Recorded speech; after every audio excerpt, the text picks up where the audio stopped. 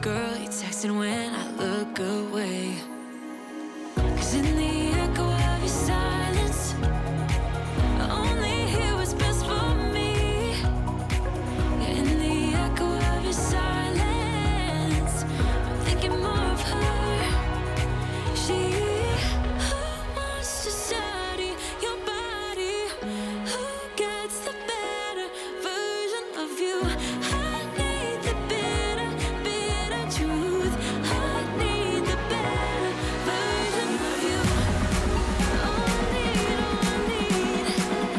I need the better version of you.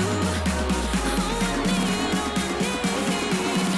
I need the better, better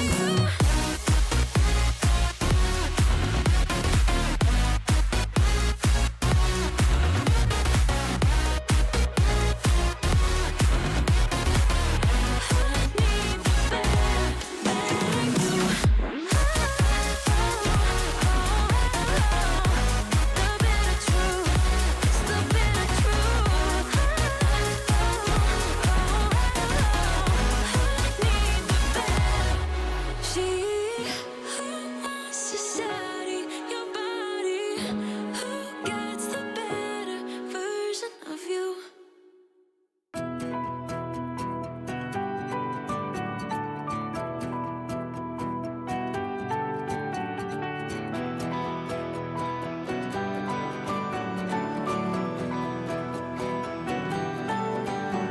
Been 20 nights and 20 days, lost without a friendly face. No reflection from my soul, emptiness is rising tall. Calling to my brighter side, wishing for a place to hide, a place to leave the dark in me forever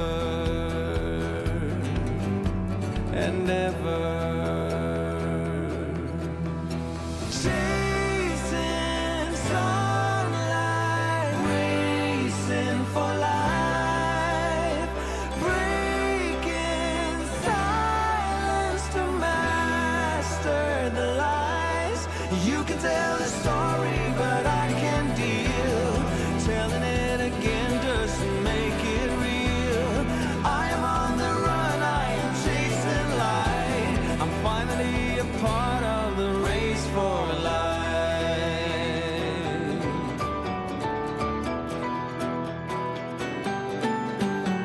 For 20 nights and 20 days, I was drifting out of space.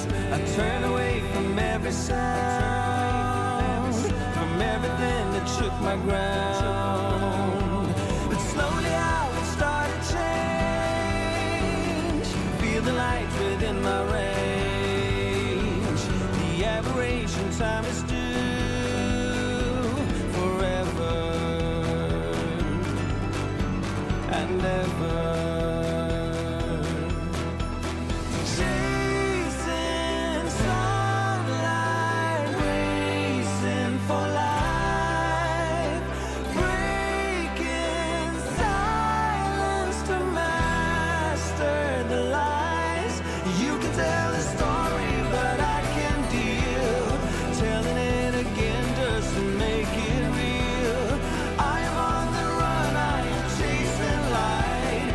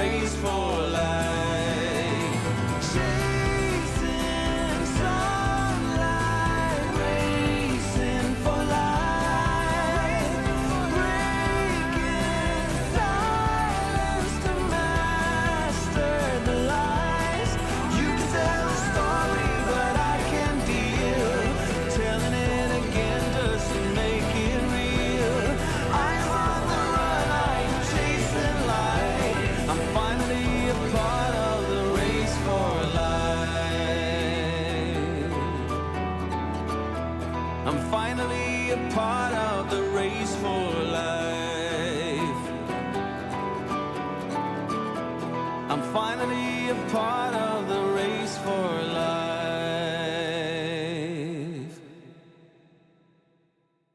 To the moon and back, we had a love like that.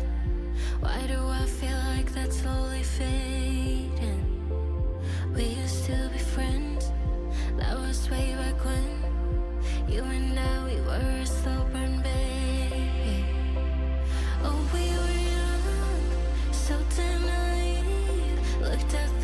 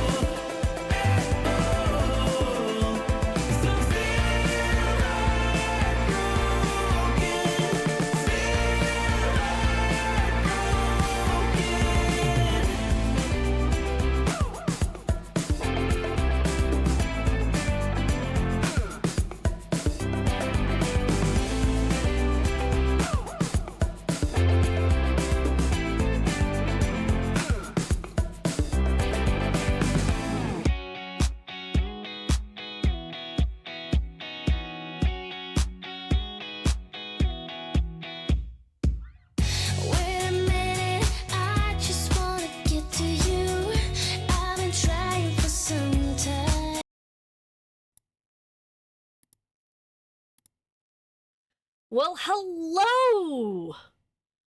This is probably not the voice you guys were expecting.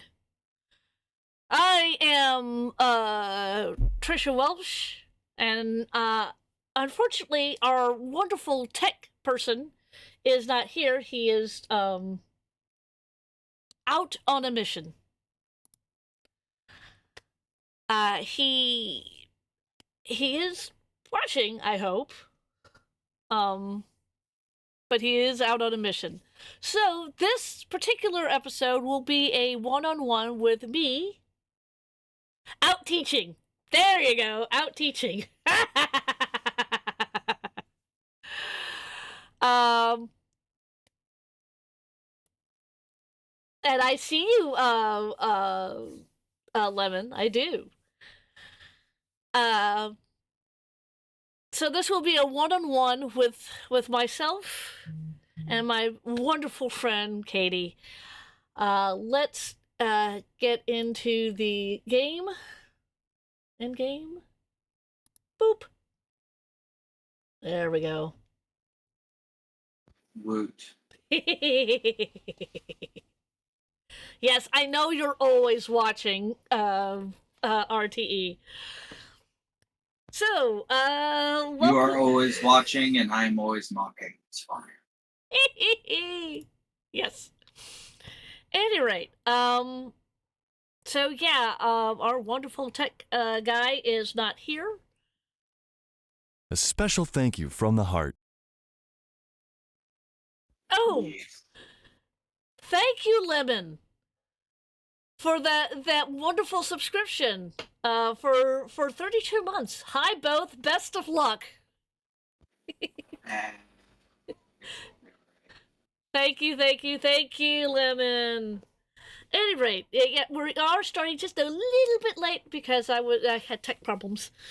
What person who streams doesn't have tech problems? I think Lemon knows that from our wonderful enthusiastic leader who has had tech problems before and has tried to fix them live.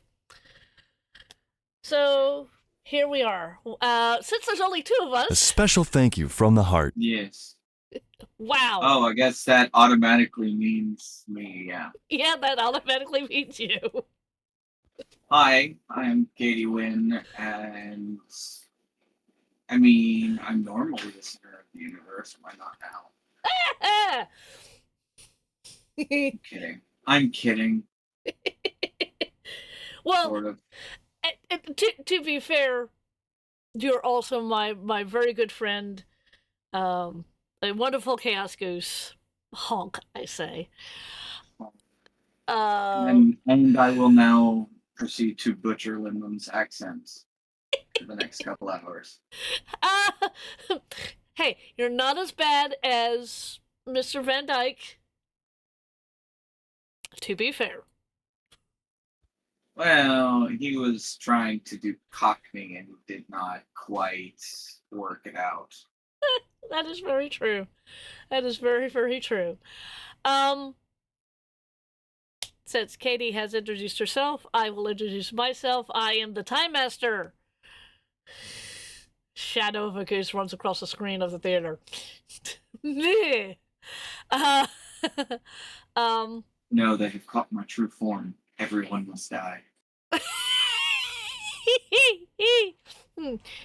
So are you the Queen of Roses or are you the Queen of Geese? Yes. Both. Okay. Yes. The Queen of Roses has an army of zombie geese. Not the goose again. I saw that, Lemon, and Nightbot just kind of.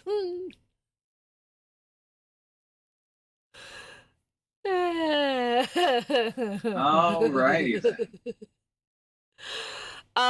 So as I said, I am your wonderful time master. I also play. I'm going to play. Hopefully, well, one Sarah Jane Smith, who is a part of Doctor Who lore. I do normally play Rags, but Rags is missing. Yeah. and you don't know Oh where yeah, I have to deal with the uppity human that thinks she's something. Nightbot, Nightbot and the goose are the conspiracy. I see that, Lemon. At any rate, We don't talk about that. no, we don't. At any rate, so I guess it is now time for us to galaxies. Grags is in a galaxy far, far away. That's where she was yesterday. All right. Boogie. So now we're going to be doing the intro. So we'll be right back. Yeah.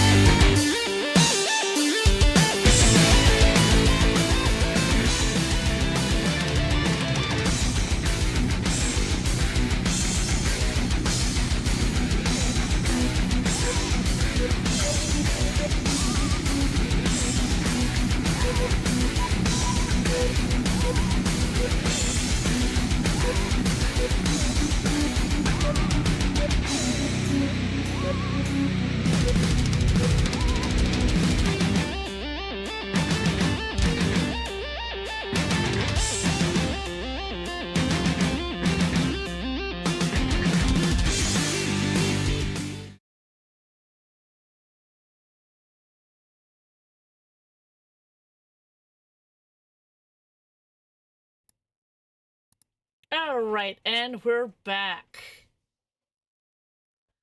See. Where we last left off is that our intrepid band of Tress and Williams and one Sarah Jane Smith.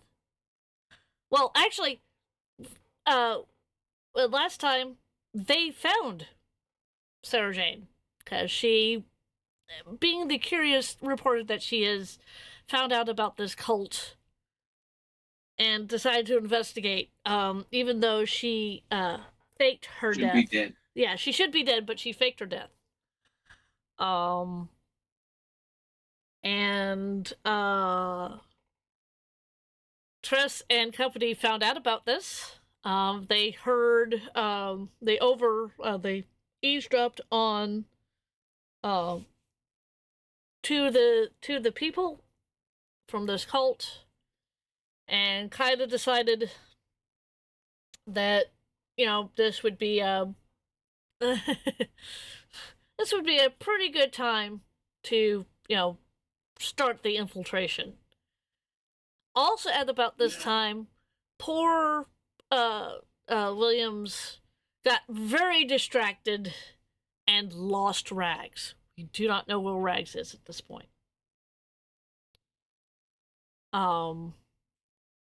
Tress went off from her disguised, what she was disguised because she was on the trail of Sarah, came back as herself, kind of.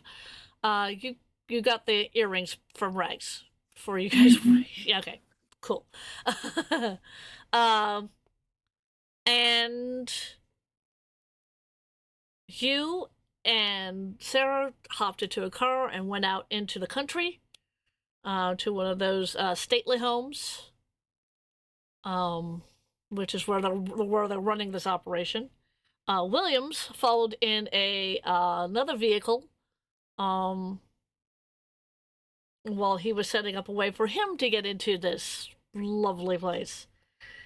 Tress and Sarah met up with the leader, which that does remind me I do have to pull that up, because without character sheets, I'm sunk.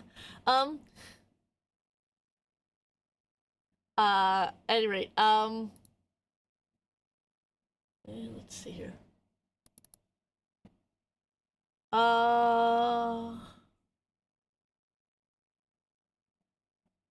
Where did I stick that? Where did I stick them? No. It ran away. Yeah, it ran away. Anyway, so you all met the High Muckety Muck person, who attempted. There we go. You met Aurora, who attempted to do some shenanigans. It didn't work. And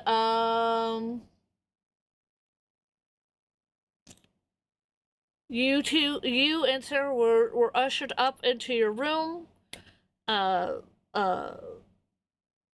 Williams managed to get in as a butler. It was also shuttled up. It was taken up to y'all's room, and it was then that somebody questioned somebody about where Rags was, because you guys hadn't seen Rags since before you met up with Sarah. Mm.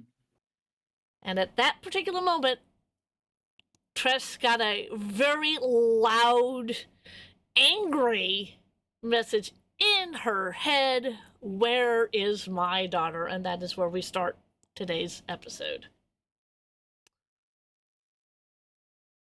Okay, Tress, you just got this very loud, very angry a voice in your head.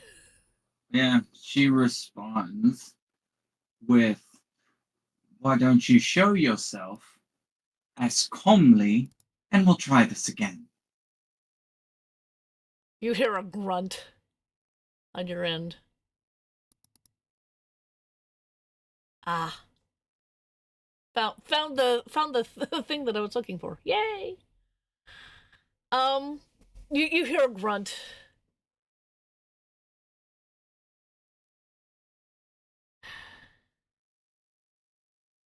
Well, since you're the only one I can hear right at the moment, the voice has now gotten down to more manageable levels. That first shout really, made your eyes cross, Tress. Yeah. So the voice has now kind of come down several levels. It's more of a indoor speaking voice. It's definitely female. Definitely American. I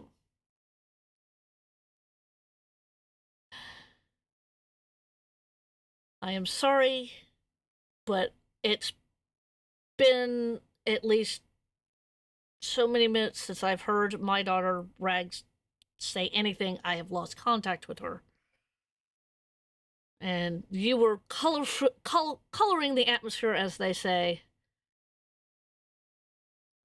Is there a person there named Williams? He's the one I want to actually yell at. Yes, he's here.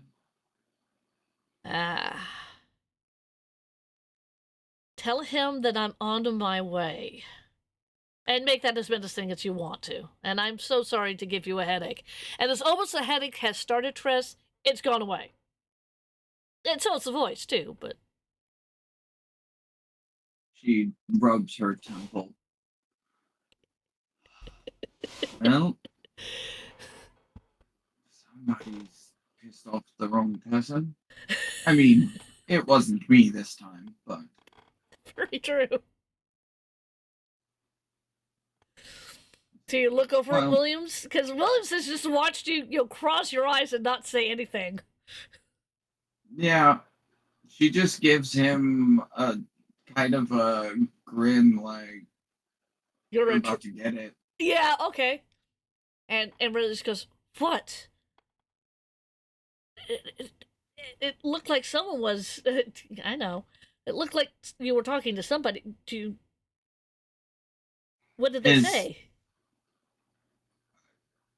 Rags, the the young human, she does air quotes, that was with us is apparently missing, and her mother noticed. Her mother? Look, I was distracted. I didn't notice her leaving. I've I've I've I've got to fix this. If this particular individual shows up, tell them I am actively looking for Rags. I think she was very clear on where you were staying. No, I am leaving. Yeah. She's gonna do a sharp whistle, and any tech on his body, his armor, she's gonna lock. He starts to get up. You've essentially done the be still. Um, Yeah, what was it? Petrificum totalum. there we go. Petrificus totalum. Yeah, he picks up a briefcase. Yeah, you tried. He tries to pick up a briefcase. He does not move. No, you're going to stay right where you're at, Uh, and then we will figure this out. you see, you haven't seen fear in his eyes throughout the entire time that you've known him. You see fear in his eyes. Yeah, gets ready to leap a cat. Yep. Yeah. I mean, in all fairness, this just causes Tress to laugh. True. So like he's in mid get up, lifting from his seat. Yep.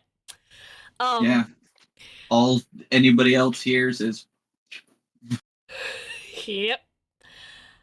At that point, I guess we're gonna have this conversation now. At that point, the door that you all entered from opens, but it doesn't lead to the outside. It's a glowing portal. Like, you can't quite see what's inside, and a woman steps out. She's about 5'9", brown, but it's graying quickly. Hair, it's cut short. She wears glasses. She's kind of pale skin. She is wearing a brown coat that reminds you, Tress. I'm trying to remind you. Try to remember if Tress has actually seen the 10th Doctor. I'm sure she's run into him. Okay, it's the 10th Doctor's. Yeah, it's the coat. She also would know it's the coat that Janis Joplin used to wear. Yeah. Yep. It's that coat. She's wearing blue jeans, white tennis shoes. What she is wearing is kind of the shirt that I'm wearing right at the moment. Enough. Um, I'm fairly sure she's used to people looking super impressed when she walks out of places like that. no. Tress just kind of deadpan, like, oh, that's interesting. Well, the other thing Trans-dimensional teleportation. Something like that. The other thing that you notice, Tress, is that she has blue within blue eyes, kind of like Dune. Fair. Yeah. She comes in and goes, "Okay, Sarah. Oh, I'm glad that you're here. Wait, don't tell me that someone discovered that you weren't dead." And Sarah goes, "Mm-hmm," and points to yeah, Tress does. yeah. Tress does that finger wave where it's like, hello. Hi. Yeah, that one. Yeah. Right. We'll deal with that. I'm glad that you're here. I'm glad to see you. She turns and looks at Williams. Williams, I gave you essentially an order to keep an eye on my daughter while she was in the room, mind you. And you promised that you would. What happened? And you see Williams kind of do the sputtering thing, he can't move, he can't escape. Yeah, she'll. Ironically enough, you can do a reverse whistle, and she does. Okay. The inhale whistle. I've done that. And it, yeah, causes him to unlock. He unlocks and goes, look, I was super distracted. Super distracted. We were trying to find out who knocked out Tech at her show, and I was with Rags. I got to noticing everything else about the environment, and when I turned around, I mean, I only took my eyes off of her for like 5 seconds, and when I turned around, she was not there anymore. I don't know what happened to her. I was just going to go and look for her.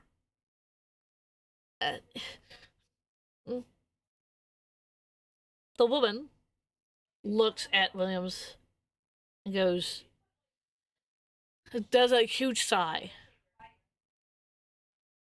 It looks like you've been unlocked from whatever you've been locked into. Go and find her. Yes, ma'am. And you see him because at this point he's actually stood up. And he stands up, and you see him quickly stand up, walk past you and this woman and Sarah, and he goes out the door. Now the door has returned to being a door, which this woman then turns to you with an almost apologetic look on her face. I am so sorry. As I said, you were the only one that I could... you were coloring your atmosphere with your thoughts. Nice thoughts, by the way. I was not intruding. You know, for a human, you are certainly more advanced than I expected. Not by much, but you are. Technically, I'm not a human. I'm the goddess of time and space. Except on one world, where I'm the goddess of death. I'm also the goddess of stories. It's not all that impressive. You know, if people talk like that on my planet, you would probably end up in some kind of psychiatric ward. I've actually been to your planet. Yeah, it was lovely at one point. Yeah, so were the people. But now the person who's running it is a complete wanker. She uses the word wanker. Yes, I agree. My father is quite a bit abrasive. Father. You're not talking about Rassilon, are you? You're Rassilon's child? She smiles. I'm the songstress. It's a pleasure to meet you. Well, at least you don't act like him. That's a plus. I did a lot of running away. No, like someone else I know. I need to get in contact with him. Her. Yes. Them. That's not going to be possible. What do you mean that's not possible? I've always been able to get in contact with them. I mean, generally through their TARDIS, but, I do... Well, currently I have possession of his TARDIS. Their TARDIS. And my own, for that matter. How did you... He doesn't leave his TARDIS for anything.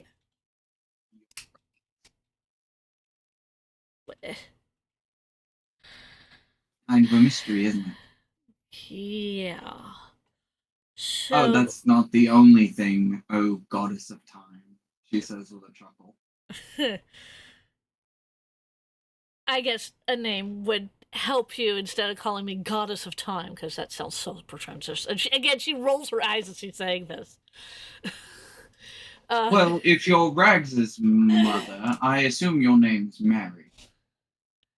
Yes, it is. Lady Mary, at your service, and she does her own bow. She nods.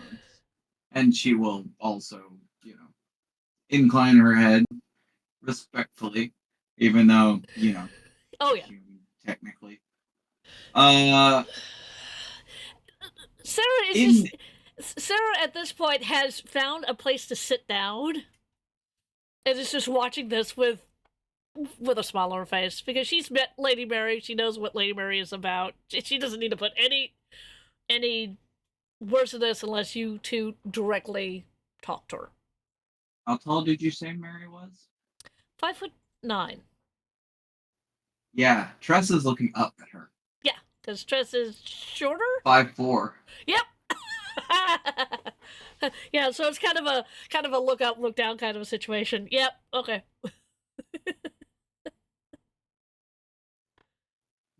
But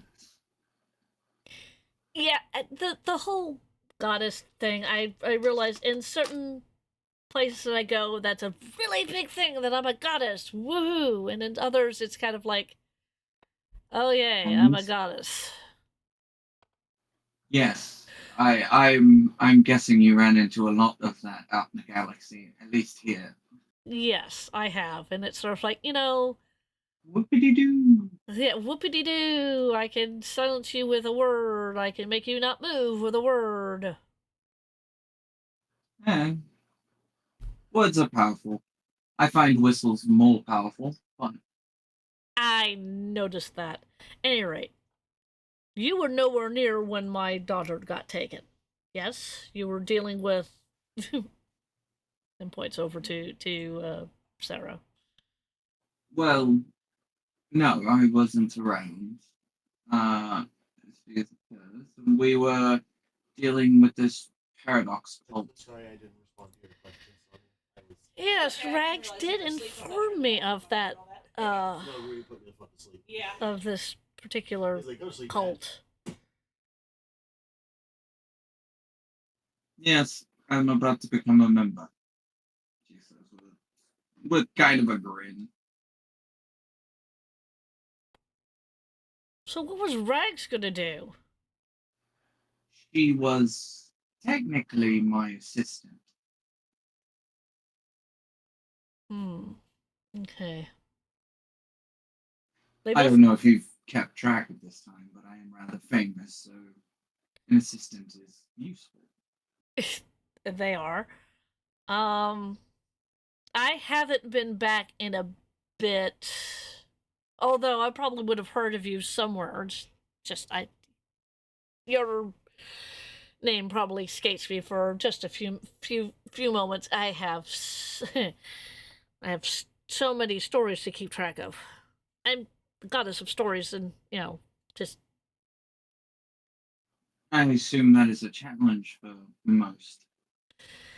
It is. I try not to interfere because it's your story, not mine. But I do like, sitting down and watching and seeing how they develop and get messy and then get unmessy. And of course, she's using, her hands a lot more expressively than I am. Yeah. But, and that's one of the things that gives me power is these stories that are told between people, between cultures. But they're your stories, not mine. No, that's better. So Sounds a bit like me going through history, watching planets live and die. or like him going throughout the galaxy and fixing problems. Yes, I tried to talk him out of that a long time ago. Yeah, except he didn't listen, did he? He's a man. He was a man, did he ever? Very true. Very, very true. Well, seems like the matter is at hand. Williams is going to redeem himself, hopefully. If you do happen to run across my wonderful daughter and get her out of the situation that she's in, because I can't communicate with her, she must be scared out of her mind, not being able to communicate with me. If you do happen to find her, I will let you know. thank you. And again, I'm sorry for roaring at you like that. I was angry and I tend to get a little upset. God. Yes. Any rate, I will leave you and Sarah to keep going. I may check in.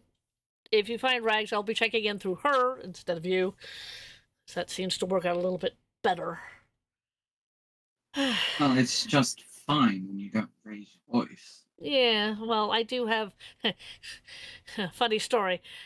I got drafted to become a medical officer on a starship, and I have to get back to them, or else they can't do anything. And she rolls her eyes. At this point, Tress, you do notice that on the coat, on the I guess the collar of the coat, you do see an emblem. Looks suspiciously like a Star Trek communicator. And she just sighs and says, I suppose when you go back, you can never mind.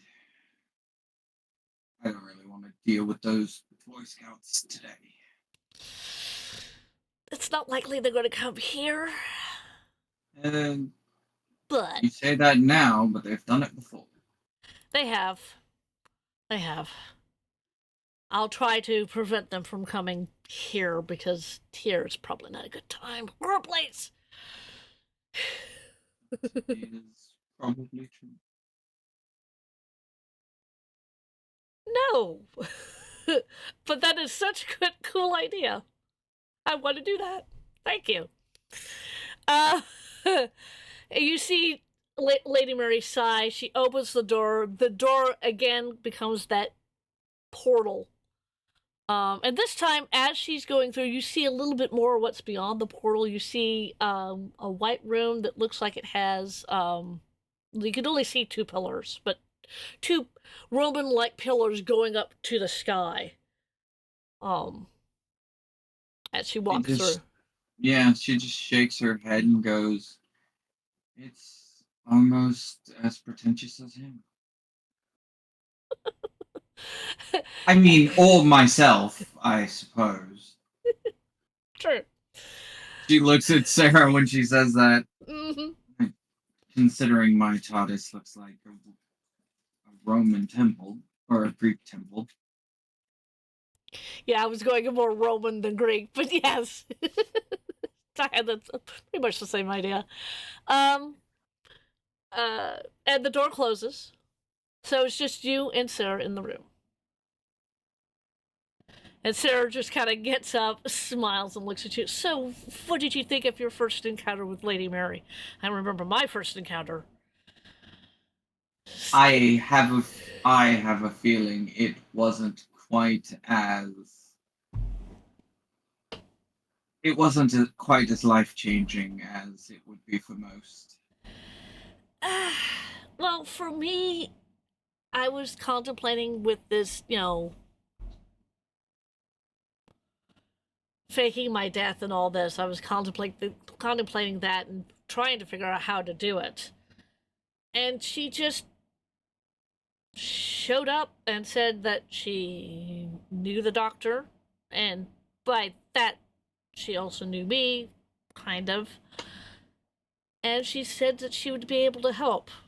She did, unobtrusively. This is the reason why I was considered dead. And I could live a quiet life. But I mean, in all fairness, we could have done the same. All you had to do was ask. Yeah, but Put you on a nice planet somewhere. I kind of like being on Earth. Oh, that's fair. Yeah.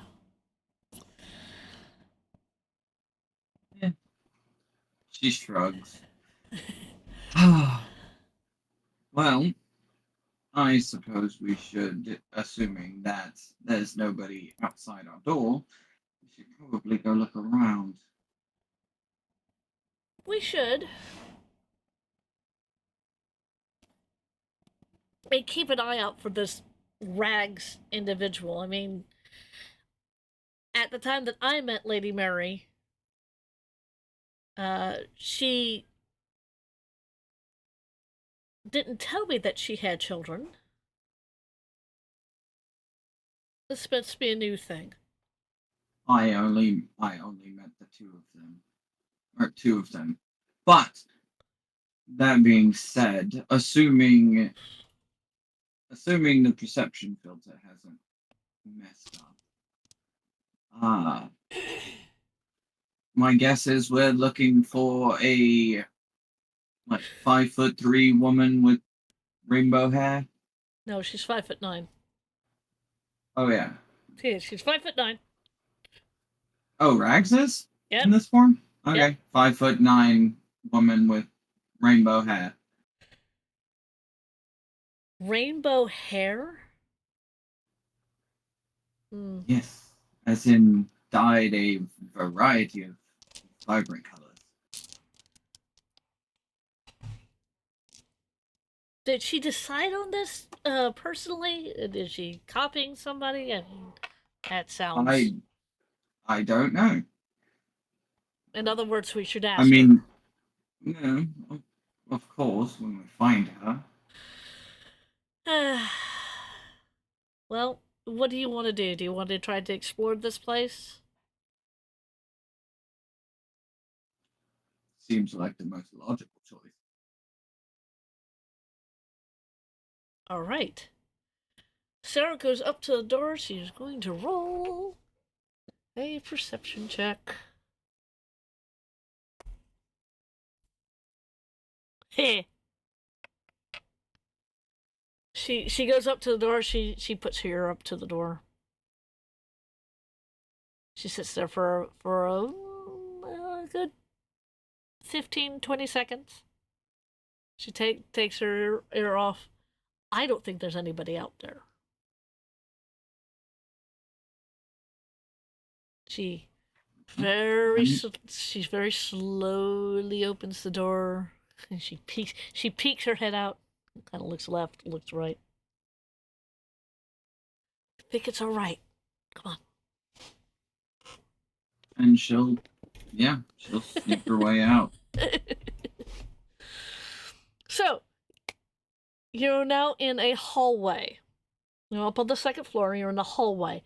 There are doors going all the way down from where you are, all the way down on the left side. You see doors all the way on the cross from you, but only all the way up to like where the stairs were. Okay. And all the way down at the end, because you can see down that way, well, that far, it does look like it tees. So there's a left and a right.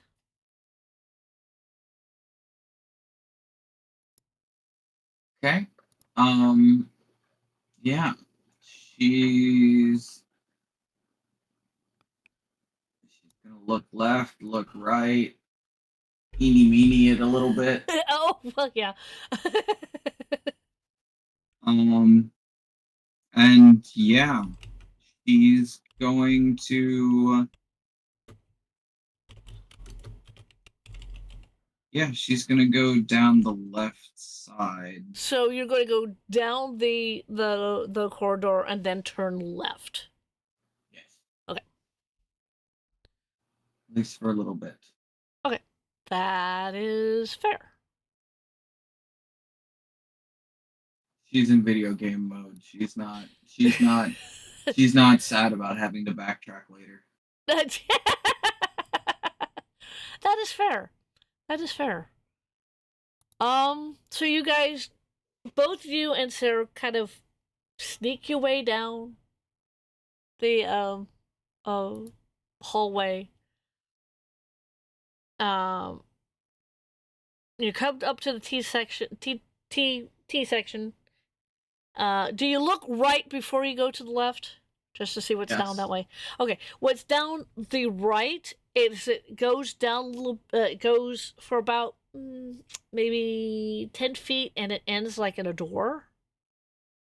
But that's the only thing that's down to the right. And when you turn left, kind of similar, but there's a door at the end of the hallway, and a door about maybe 2 feet from the one from the end of the hallway. Okay. Then making a very let's see. Hmm.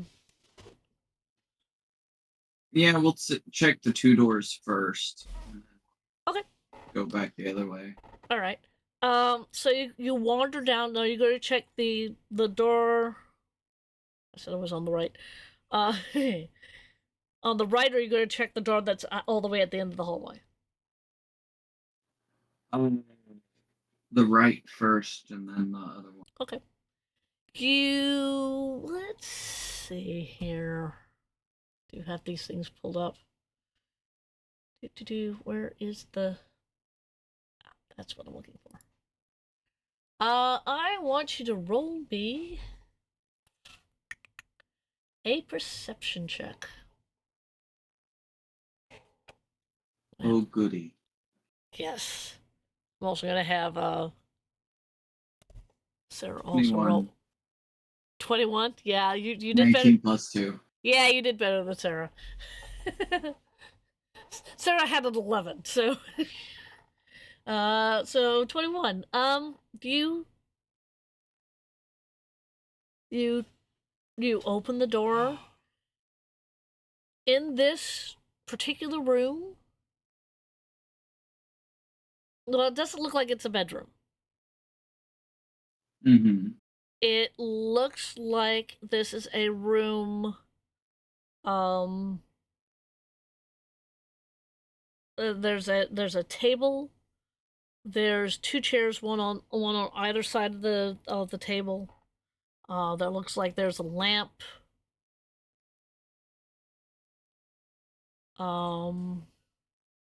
And also in the room, it looks like that there's a chest.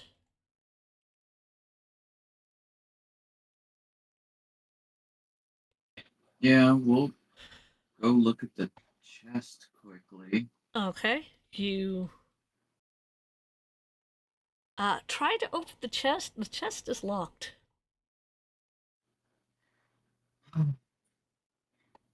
Well, primitive plan. Mm-hmm.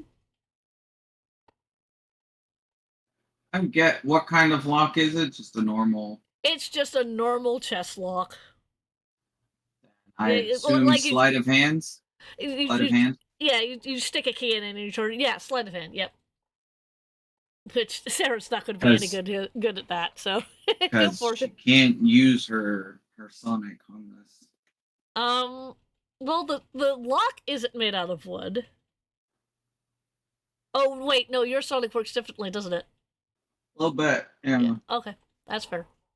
It has to be connected to tech, unfortunately. Ah, fair enough. Okay. Another 21.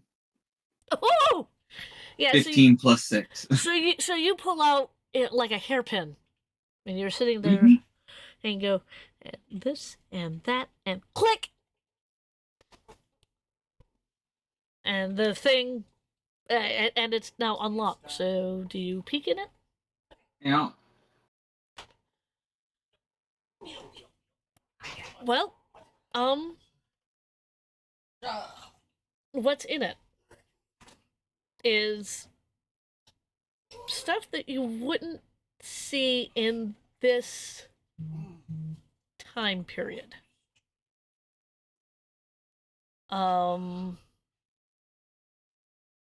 It looks like it's like whips and a what they used to put skulls in, which Skull bridles. yes, I've seen one of those things. Those things are nasty.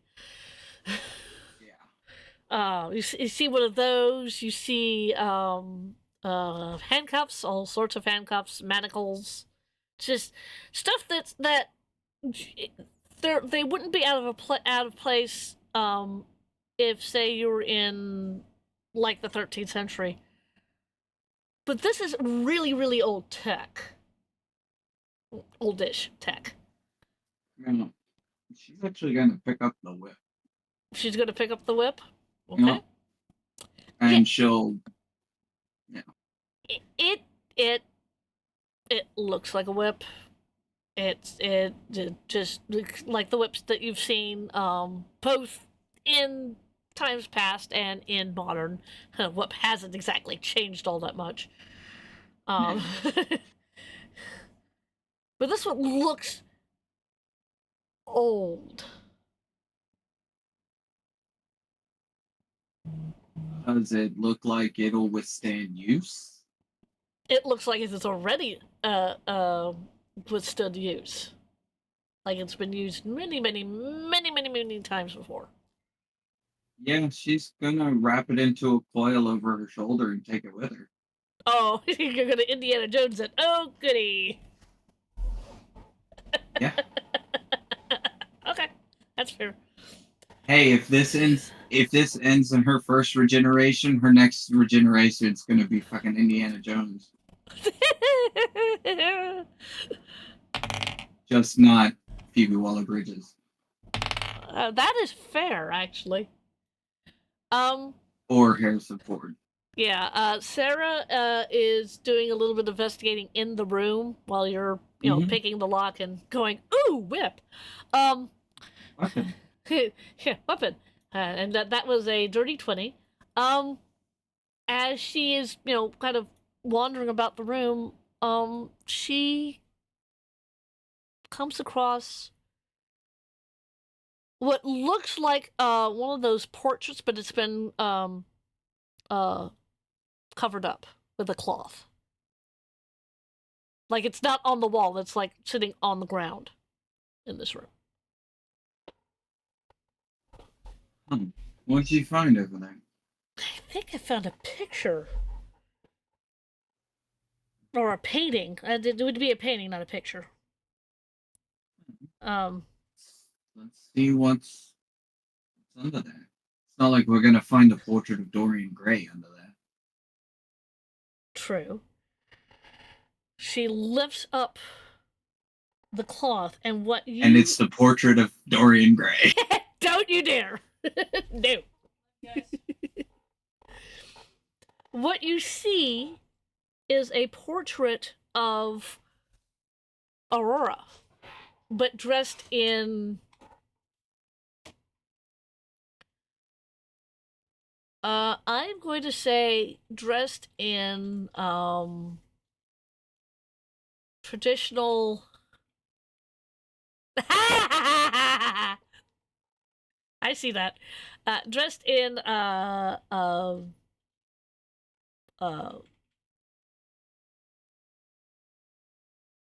Industrial Revolution garment. It's a dress. It's a very nice dress. Victorian age. That's what I was thinking of. Victorian age. Bleh. Her hair, even though it's long, it's like all pinned up in whatever the style was back then. And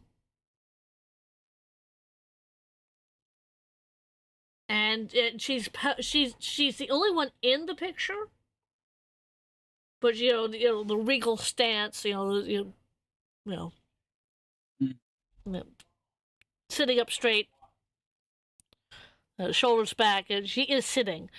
shoulders back, and with a very dour look on her face, like, I really don't have time to sit for a portrait, kind of a look. Yeah, yeah. It was back in a time where people didn't smile for pictures. No, they didn't. I get it. Yeah. Sorry, that was A Million Ways to Die in the West line. Yeah. You don't smile in pictures. Well, you didn't even smile in actual pictures either, because you had to sit so still. Yeah. So, yeah, you find a picture of the lady who's invited you to this house, but obviously that picture is kind of indicates that maybe she is older than what you think she is. Yeah. Looks at the picture and then looks at Sarah and says, "You know, for being nearly 200 years old, she's She's aged She hasn't- gracefully? I was going to say not at all, but gracefully works." Yeah, not at all. No, yeah, I see that. Okay. Well, it's not the first time I've seen something like that, and she puts the covering back over the picture. Yes, I'm sure that is the case. Let's see what else we can find. Well, She is armed now, by the way. yes, she is. Sarah just kind of gives you an eyebrow, cocks the eyebrow. Really? A whip? Well, it's a lot less deadly than my stun baton.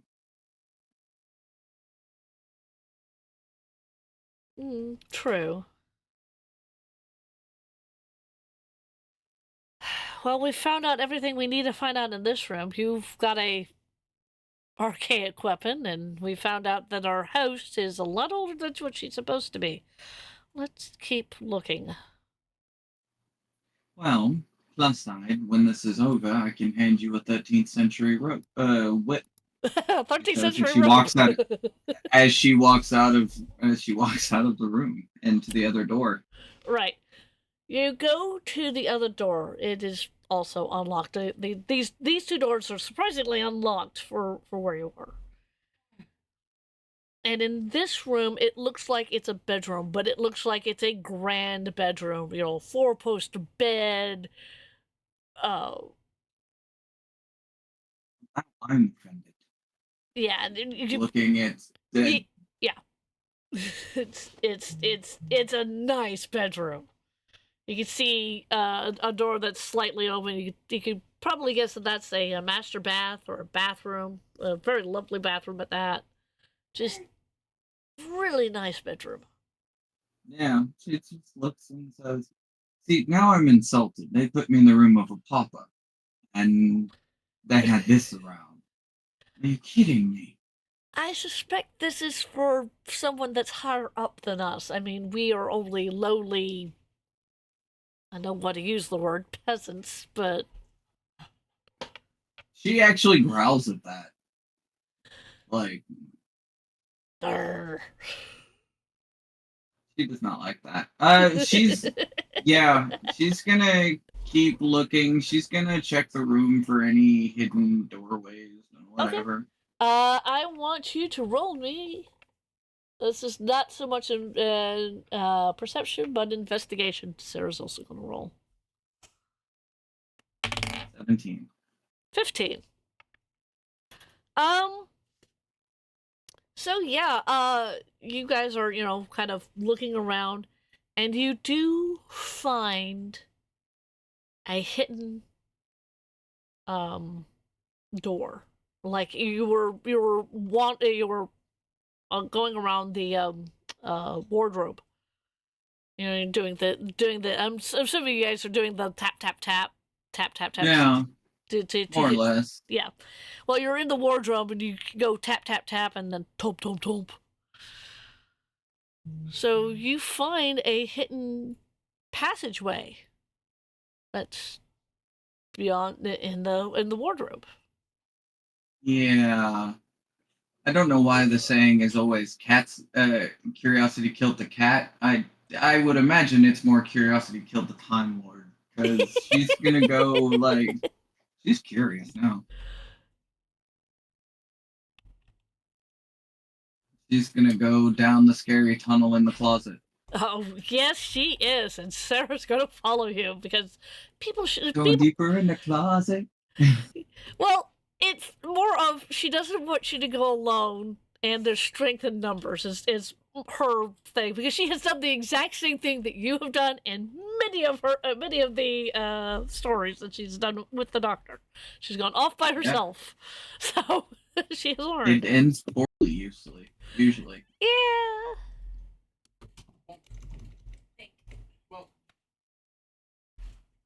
But yes, we're going into the creepy tunnel in the earth. Whatever. Yes.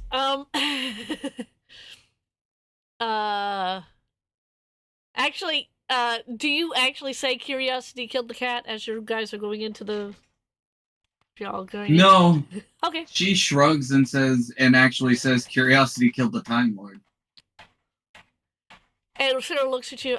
I do believe that you're misquoting something, but I just don't know what.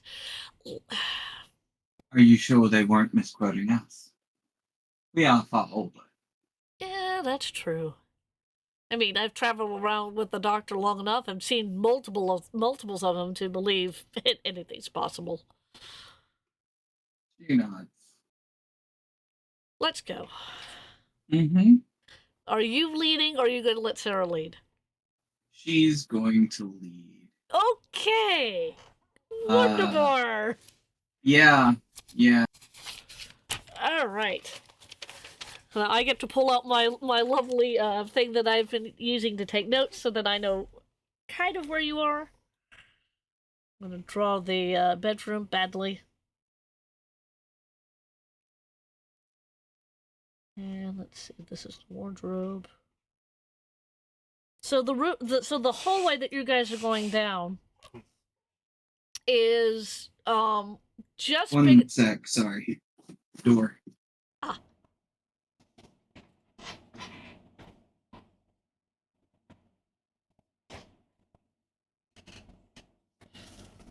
Sorry. Alright. You're fine.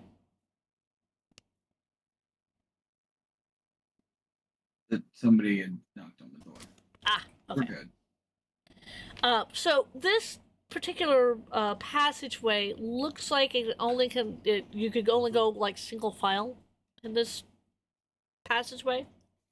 Mm-hmm. It looks like that it was original to the house. I mean, this is a stately home built in the Victorian era, so you would assume that they would have these things, and you could see, and you're pretty sure that if you close the door behind you, it's going to be completely dark in here. There are no lights. Bad. No, that's bad. She will, actually, she'll leave the door cracked. Okay, that's fair. So there is still some light, but, you know. Yeah. Let's see here.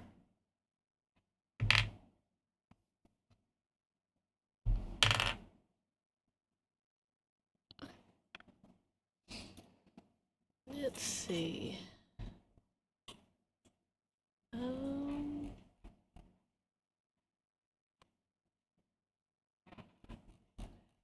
Actually, Sarah at this point kind of looks at you and goes, "You didn't think to bring a torch?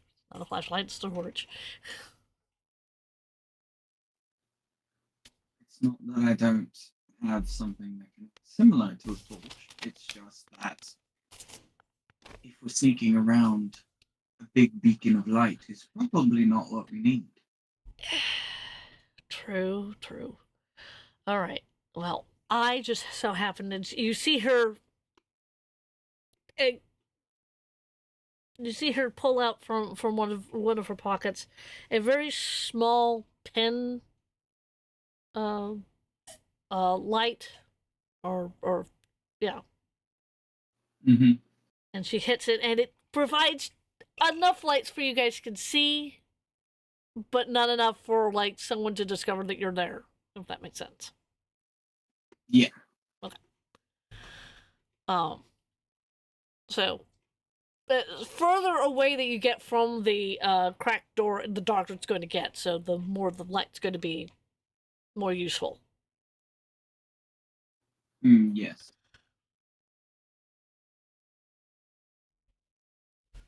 All right. Well, she'll continue down the hallway. All right. The hallway goes about. I'm going to say about 50 feet, and then it's going to tee off. You do look coming in that way.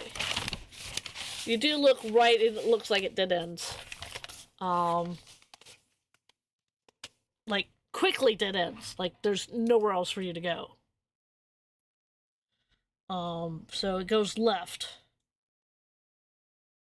Okay. Then left we go. And left you go.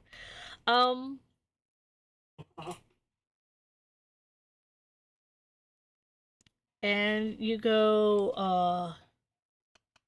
well, let's see here.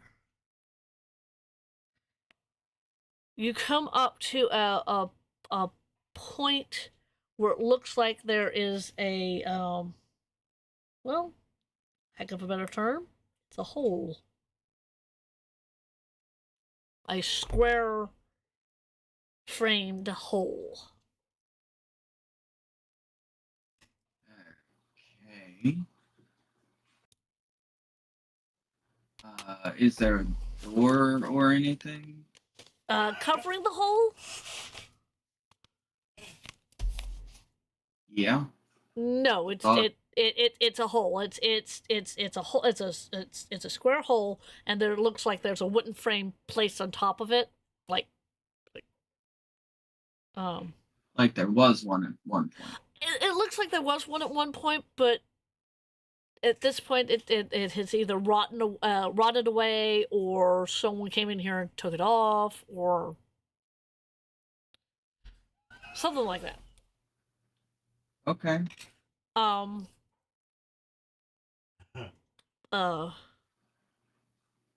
You will ask to borrow. Oops, sorry. Yeah, go ahead. She will ask to borrow Sarah's torch and look down the hole. Okay. Sarah hands you the torch. You look down the hole. The first thing you notice is that there is a ladder going down into the depths, and it looks like it goes down far enough to where the torch can't see the bottom. You can see the ladder, but the ladder keeps going down into the darkness. So it's more than the focal length of the tiny torch that you guys have brought. If that makes sense. Yeah. No, I get it. She looks to Sarah and says, so, I hope you are not scared of one, the dark, and two, heights. You know, if you had asked me at the beginning of my adventure with the doctor if I was scared of those two things, I probably would have told you yes. Seems a bit silly now, doesn't it? Yeah, I mean, I have crawled through vents, been in the dark. I have pretty much. And she kind of throws up her hands, you know, kind of. I certainly understand. Well, shall we? And she'll Yep. take the ladder down. All right. So you're going first. Sarah's going after you. Yeah. You two go down. What it seems like, because you guys were up on the second floor, it seems like this is bringing you like down through the house, and like as the air gets cooler and cooler, as cold air sinks, Mm-hmm. uh, it feels like you're going like down through the first floor and onto the ground floor because they are weird over in England. Yes. Sad thing is, Tress knows exactly where they are on Yes. to an uncanny degree. Yes. And I don't want I to. can feel the earth spin. Oh yeah. And that's a scary feeling. Yeah. Yeah.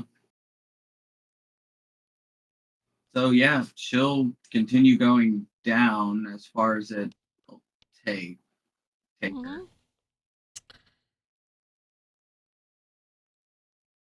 And Okay. when they yeah.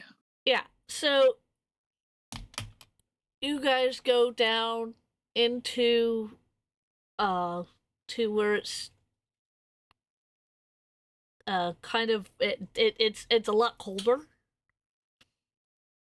and you end up in a room with a door um facing away from the ladder. The door is opposite of the ladder. Fair enough.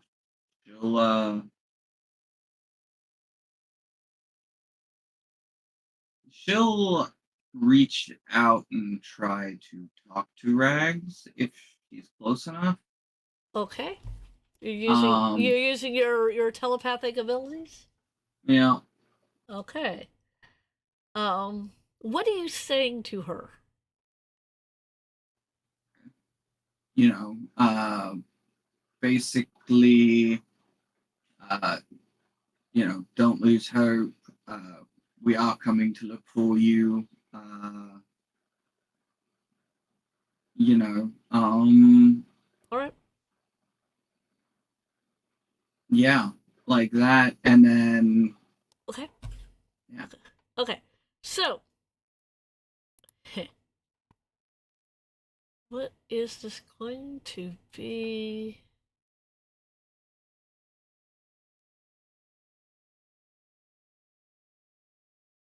Um,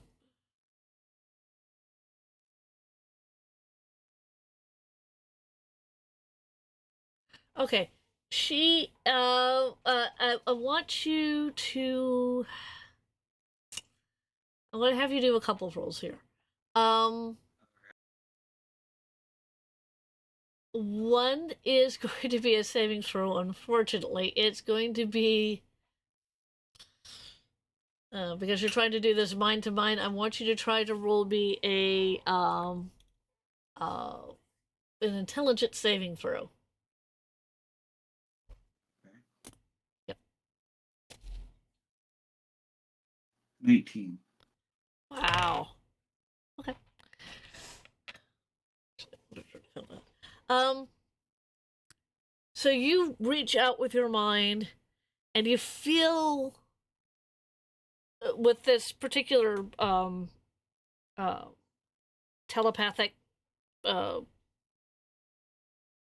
sending, you feel like your message is like getting through, but it feels like it's like when you don't have the radio tuned in exactly. So it's staticky, but you can hear some of the words. Fair.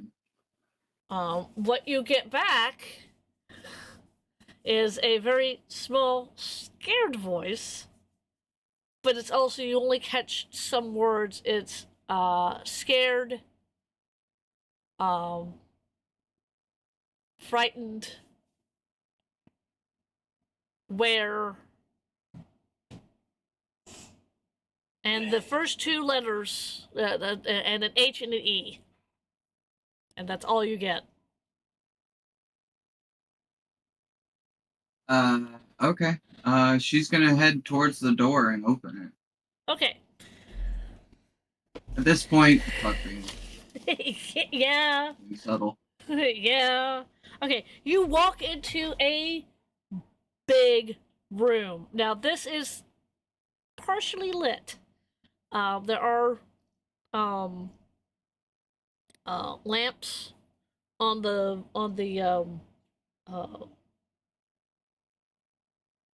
wooden posts, but it's not brightly lit. I mean, you can see walking without tripping over your own feet, but distinguishing shapes is going to be a problem. Fair. So yeah. Yeah, no, at that point, whoever's in this room's about to hear an echoing. Her sonic is going to light up like a spotlight. Okay. That's oh boy. Okay. All Oh right. yeah, she's done playing around. Oh yeah, yeah. I kind of gathered that. So you. She has the serious time. You know the one they get when planets die. Oh yes. Yeah. Yes. You know the one they get when planets die. Do that. So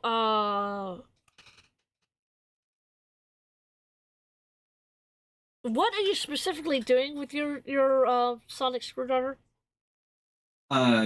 She is basically, for lack of a better term, she's lighting up the end of it Okay. as a flashlight Okay. or torch, spotlight. All right. And how much light does it produce? It probably produces about as much as an LED flashlight. Oh, that's bright. Seen those. Yeah. Yeah, I've seen those. Woof. Okay. Fair. We should be able to see now. You do. You're in a huge room. The room is about 50 foot by 50 foot. I mean, it's huge. The what it's made out of is wood timbers and brick. The floor is a wooden floor. It looks like it hasn't been. It looks like it's very well used, but it doesn't look like it's been well patched, if that makes sense.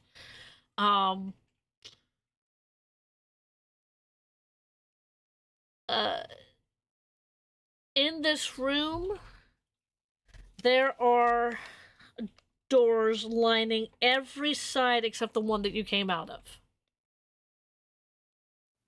Okay. Um, Cells or actual doors?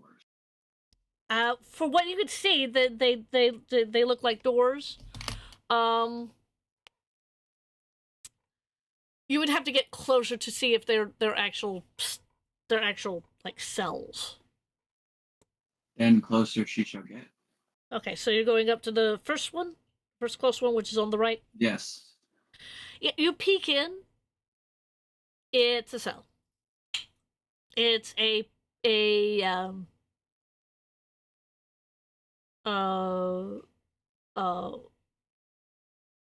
how big are I'm trying to get the right dimensions of a cell. 6x9. 6 by 9. Yeah. Usually. Yeah. 6 feet by 9. Yeah. It looks about that big. Has just enough room for a bed and a toilet. Okay then. Anybody in it? Not in this one. She's going to keep moving, looking into the next one, and so on and so forth. Okay, so most of these cells don't have people in it. You've checked all the ones on the right side; those don't have people in it. Uh,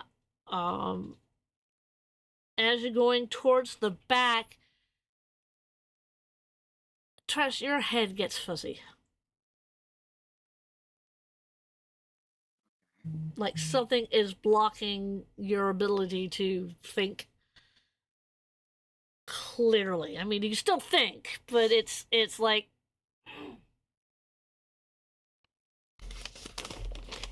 if you drank too much. Drink too much of the spirits, as we say. No, that's fair. Yeah. Now, Sarah is checking out the doors on the left. She hasn't come near to the back, so she's checking out those. Yeah. If she starts coming close to Tress is just gonna hold her hand, but like no. Yeah, don't come over here. Yeah. Towards the back, your head is definitely getting fuzzy. Like there's something there that's preventing you from sending out thoughts, or you don't know what it is. Yeah. However, like most Time Lords and their companions, yeah, that doesn't matter much. No, it doesn't. But she's gonna make sure that Sarah stays back, and she is going to will herself forward, okay, trying to keep as much sense as she can.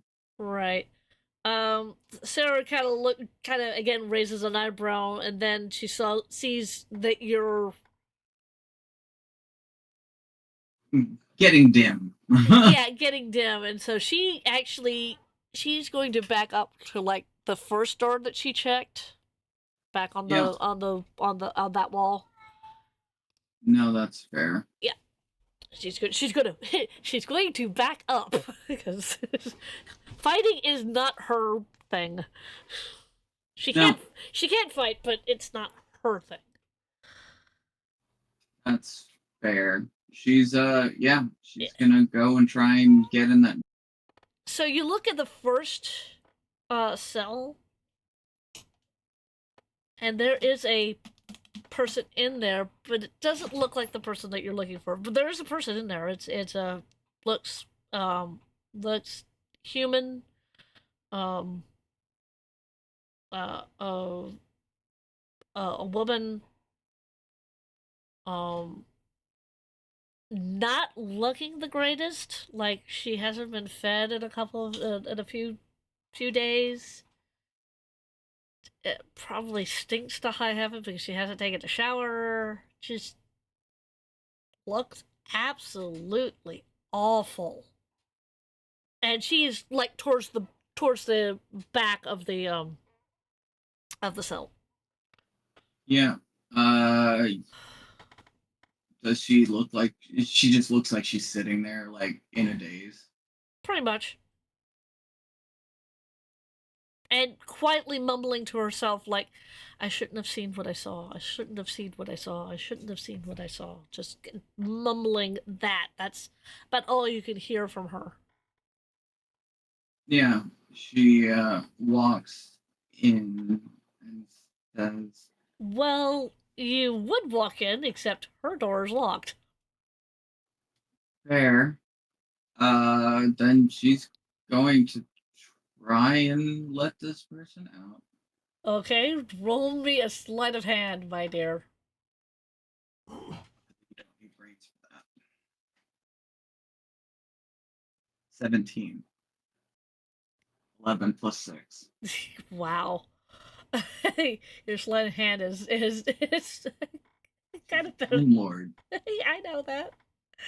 Um, so you look down at this lock, go, this is a primitive lock.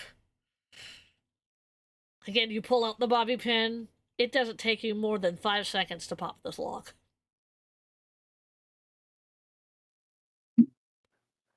And the door actually opens inward into the cell. Okay. And at that, the woman startles and looks at you. Easy now. Easy now. Nobody's gonna hurt you. Shouldn't have seen what I saw. I shouldn't have seen What? what I saw. She bends down. Or she, like, squats down. Right. And she is going to activate Charming Case, which is one of her quips. Okay. The equivalent of Charming Person. Okay. Um, Do not have the stats for this particular woman, but will. And it's you're going off of.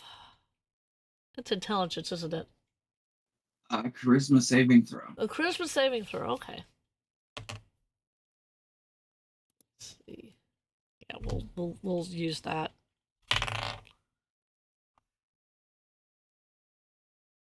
I'm not doing that to you, although I am saving that. That I'll do. What is your DC? 14. Okay, yeah. The first time I rolled, it was something that I'm going to be saving because that is a really good roll and I'm not going to waste it. The second time I rolled, that was a 12. Fair. Well, at least she's not scared of stress anymore. Well, yeah. She kind of looks up and she goes,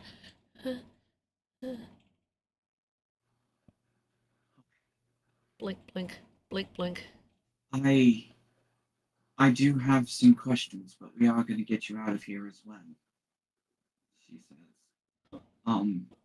Okay. First we need to get out of this room. She says, and she'll hold a hand out.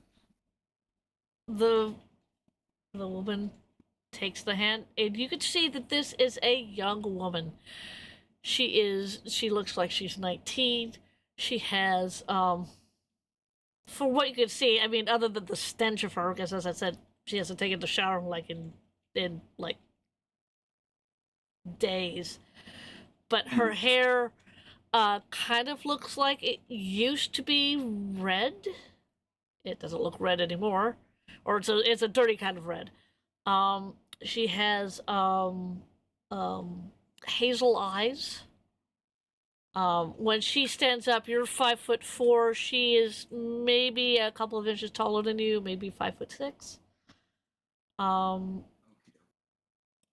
The clothes that she is wearing, though, it looks like it's the same t-shirt that you saw Aurora and her two minions, her two lieutenants, wear. But it looks like they're like tattered and torn in places and not in good nick.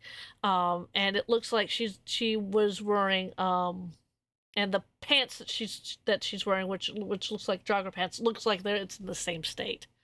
By the way, she's not wearing any shoes. She is barefoot. That's fair. She's going to lead her out of the room and far enough away where she can actually think properly. Yeah, the fuzziness is just it is not comfortable in here. It's taking all your willpower to concentrate on this particular young lady, to form coherent sentences, and just it's not pleasant. No. And yeah, she'll walk her out, and then when they get to a far enough thing, she'll turn and say, "What was it that you saw that you weren't supposed to?" I saw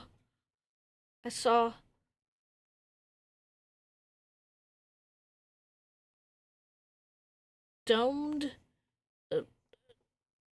and she makes the she puts out her hands kind of like in a cone shape. Because she can't accurately describe what she saw. Just she's trying to use words and her hands. That's fair. She looks at the woman and tries to finish the description for her. Yeah. Green metal tin can, big blue thing on the end of a giant stalk, or possibly without one. Yeah. Uh. Yeah. Uh. I was in an area that I wasn't supposed to be in, and I saw it, and Aurora caught me, and then I ended up down here. Where was that area? Well, I don't exactly remember. I don't know how I got there. Um, um, it looks like even though you have charmed her to the point to where she's not afraid of you, her trying to talk about what she saw and what Aurora did to her, she's going to need years and years of therapy. Yes, unfortunately for her, Tress doesn't have that kind of time. Exactly. So, she is going to use emotional appeal, Okay. and she is going to say, please, you have to understand. My kid sister is here, probably in that area, and I desperately need to find her. Kid, sister, and she kind of looks down.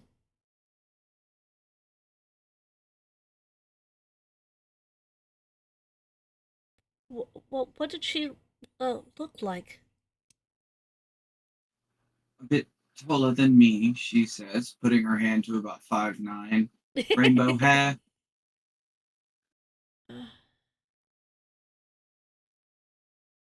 Okay, I am going to. You know what? I'm going to use that particular number that I wasn't going to use on you before. That would be uh, a nat 20 on the intelligence. And the young young lady looks at you and goes, I think I saw her. Rainbow hair. Um, yes, Aurora caught her and said that she was important to whatever it was that they were going to do. I didn't see where they took her. But I know that she's here. I'm sorry, I don't know where Aurora put her.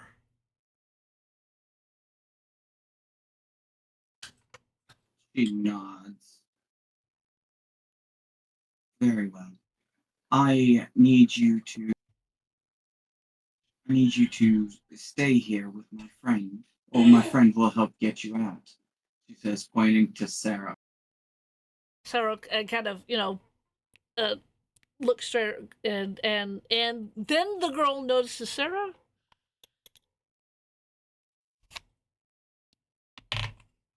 Oh, let's not do that. Yeah. Wow. Come on. I don't like you, Dice. Then the girl notices Sarah and goes, you're the famous journalist that did so much with UNIT. And Sarah kind of Yeah. Does the nod. Yeah. Your disguise is not working as well as you thought, dear. I mean, I did a lot of stuff for Unit. I mean, those are stories. We all do. Yes, I know. At least she doesn't know about the other stuff that I did. Which But- which Sarah kind of shifts uncomfortably and kind of gives you a half smile. Mm-hmm. She then I believe you know what this next part is quite intimately. She says to Sarah, "Take her and run." She says. She looks at you, Tress, and goes, "Love the running." He nods.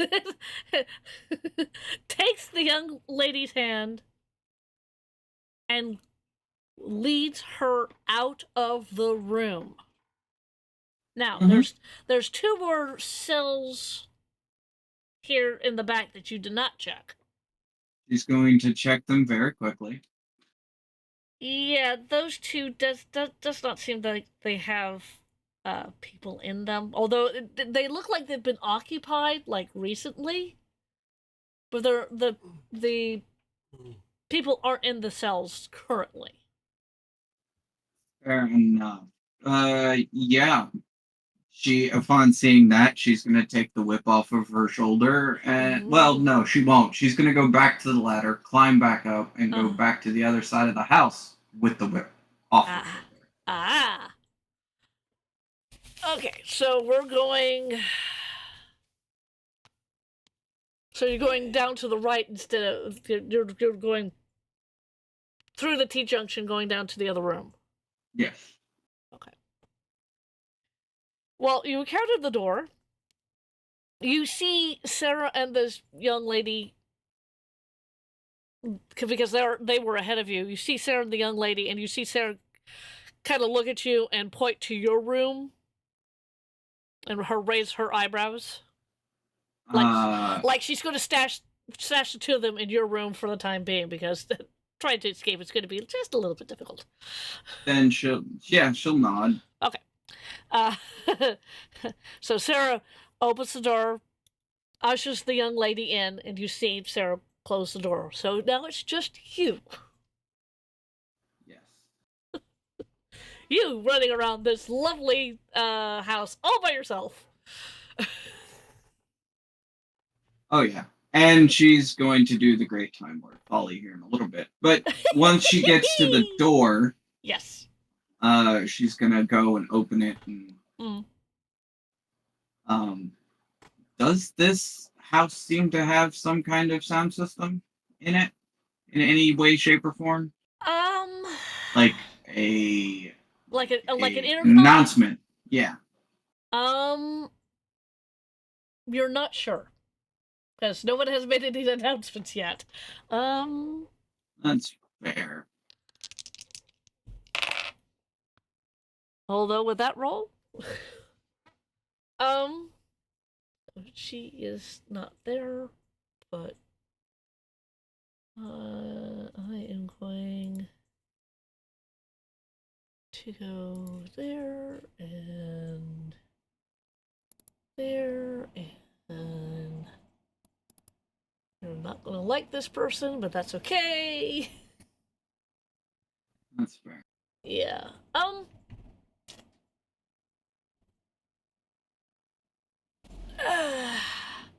Okay. As you're checking out this door,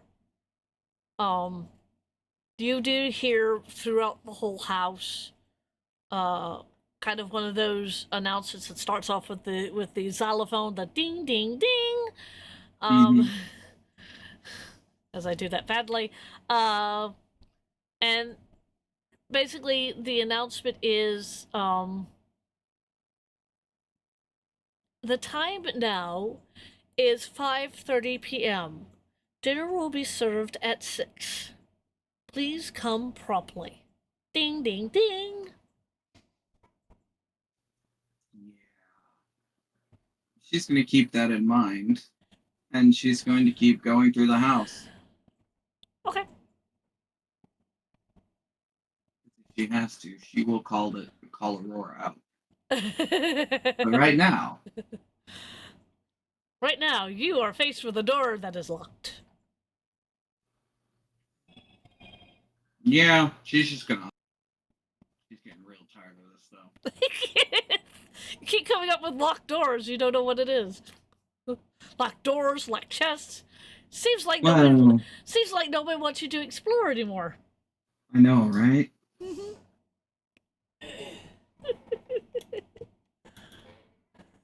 So yeah, I might as well get the sleight of hand out of the way.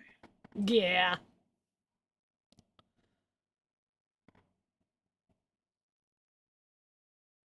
Dirty 20. Dang. Okay. So She again, has a 6 sleight of hand. true. Again, you're looking at the lock and go, puny lock. Ting. 5 seconds. Ting. You know, people on this planet are so backwards. You open the door, and in this Mhm. room, you find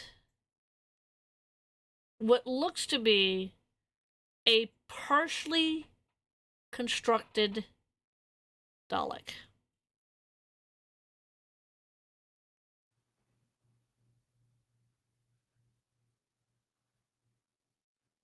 Okay. Like it hasn't had the internal bits put in yet. Like the slime monster that controls it. Well, there's no slime monster in it yet, and there doesn't appear also to be like you could actually see through the mechanism, like it's.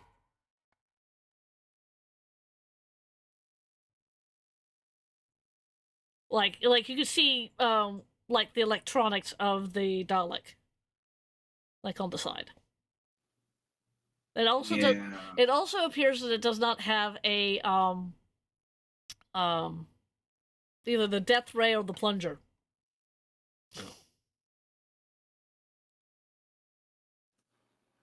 Are there any other doors in this room? Um. Yes, there are. There's a door opposite the one that you came in, and then further down on that wall, there's another door. Okay. That's fair. And this is technology. So she's going to make a whistle and she's going to short circuit the Dalek. Oh yeah, you. Or what's there. What's there? Okay. And then she's gonna go to the door. Okay. Again, she has a look on her face like, I will burn this planet and not think anything of it. Yeah, because they have now messed with your friend and. Yep. With a Time Lord's companions, that is the quickest way. Oh yes. Typical. Absolutely typical. Oh, I know. We thought he was being, when he hid from us, he was being afraid. Turns out he was Being kind. Actually, I was quoting from the Five Doctors. Oh, I know. Track through time and space without so much as a buy your leave, and then leave you out when things get interesting. Mine versus the better. Which one's yours? That's Sarah. It's the Brigadier Sarah and Tegan. fair. It's a really good episode. I've got to say that. That's one of my favorite lines from that particular. Because what Sarah is saying is the plight of a companion. Yeah. Meanwhile, Tress has found her family of blood. Yeah.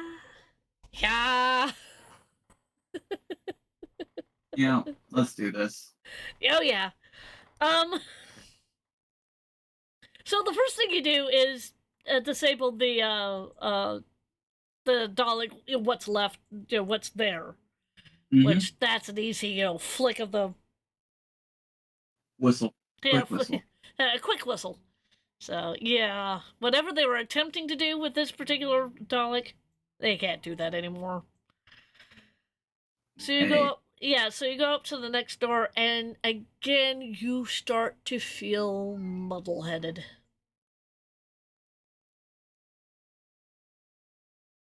Yeah, that just fuels her anger, which Mm-hmm. she's going to use for willpower. And she is going to bust the door down. Like you're actually going to kick it? I wish. She doesn't have that kind of strength. Drat. Oh, well, I mean, if Williams was with you, he could kick it down, but you don't have Williams Yeah. with No. you. If she had a Santarin, she'd have him kick it down, but You also don't have a Centauran, I'm sorry. no, we left the librarian on. Yes, you did. I like to think that the librarian is still on the TARDIS. He is. So anyway, but yeah, she's gonna continue through and Yeah, so you're getting real. Just, I'll say this.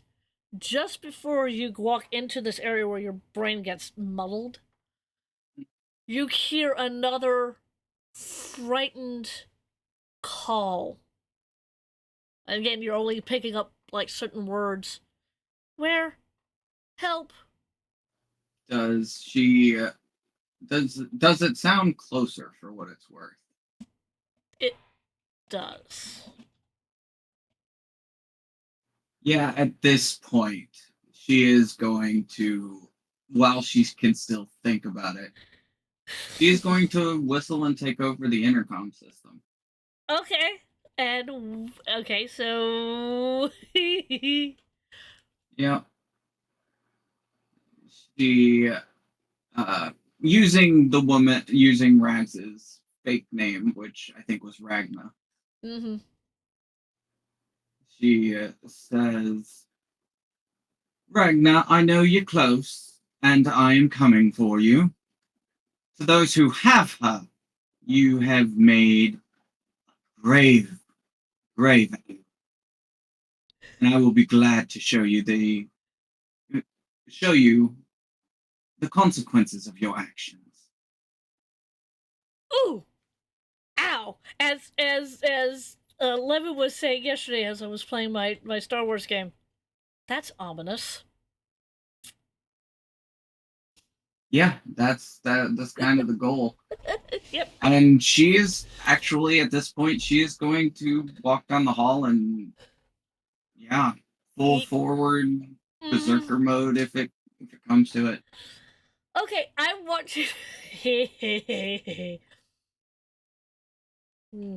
I want you to roll me another. Is this? Yes, I want you to roll me another saving throw. Another. This is a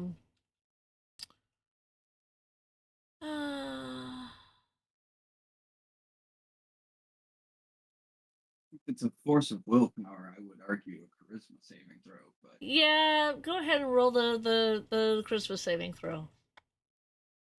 how'd you get him to do it? Oh no, but I did it. And I did it, and it was like Well,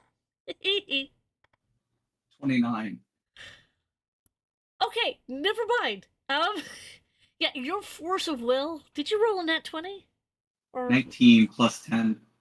huh? Okay, perfect. Your force of will, your single thought is to rescue Rags. Mm-hmm. And that the muddleheadedness that you had when you first walked into this, you no longer have muddleheadedness. Your mind is clear. Oh yeah, they're screwed now. Oh yeah, they're screwed. Yep, she's going to continue to walk down the hall. Mhm. Anytime anybody she sees, if they go to attack her, she's going to whip it good. Unfortunately, I do not have the minions done up, so I am going to say whatever you said. As a matter of fact, before I do that, I want you to roll me an intimidation check for what you said using the 15. intercom. Yeah, 15. Yeah. Okay, that was enough to. That was enough to make sure that you have more or less a free walking down this hallway. Because most people are not going to Mhm. argue with somebody like that. That is fair. Yes. So yeah, she's gonna keep walking, checking doors as she goes. Actually, this hallway doesn't have any doors. Oh, it doesn't? No, it has windows. So you know you're on the front end of the house. She's gonna start looking for a button of some kind. Button. Who's got the button? There's always a button. Okay. You're gonna start looking for a button? That's an investigation check, my dear. 19 plus 1. 18 plus 1, that's 19 plus Nine- 1. Oh, so that's a dirty 20. Mm. You do find one. You will hit the button. Open the door. It does. It opens the door at the other end, of the hallway. Mm-hmm. Good. Let us march with determination. Oh yes, you were already marching with determination. The door, Yeah. the door opens. You walk through the door, and what you see is a sight that you hoped not to see. You see Aurora, and laying on the table without her perception filter is Okay. Rex. So little koboldy. Yeah. Right. And Rags looks scared. Like, whatever this woman is going to do to Rags. Yeah. I'm going to, since I've got Rags's character sheet, I'm going to see if Rags notices that you've actually walked into the room. Seems unlikely because of what that is. Never mind. She notices you. And now the other person in the room. And she also notices. Good. Rags notices you. Her eyes are big as saucers. It does look like Rags has been crying quite a bit.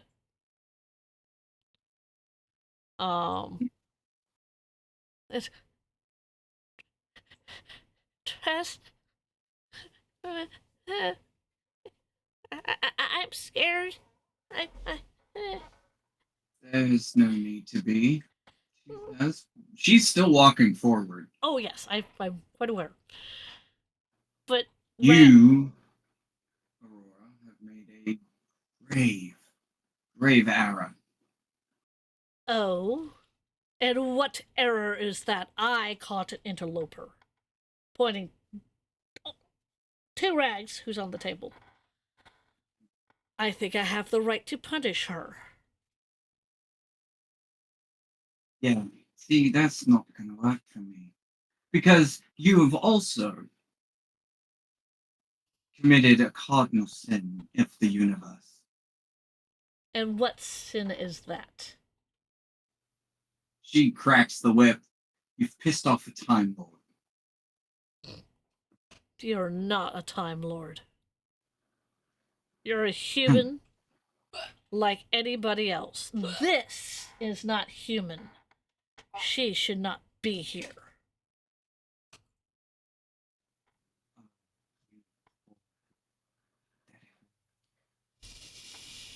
I have seen the birth of the galaxy. I have seen the death of it.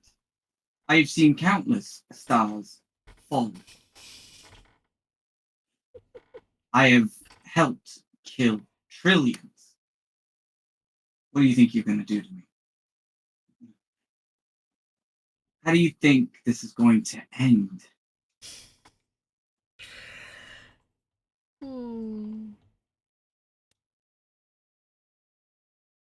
I think that's an intimidation check, and she's going to roll her charisma saving throw.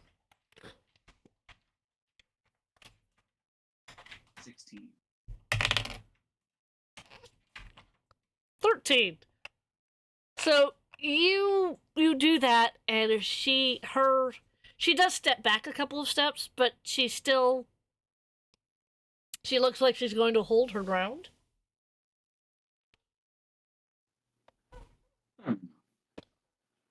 Oh yeah.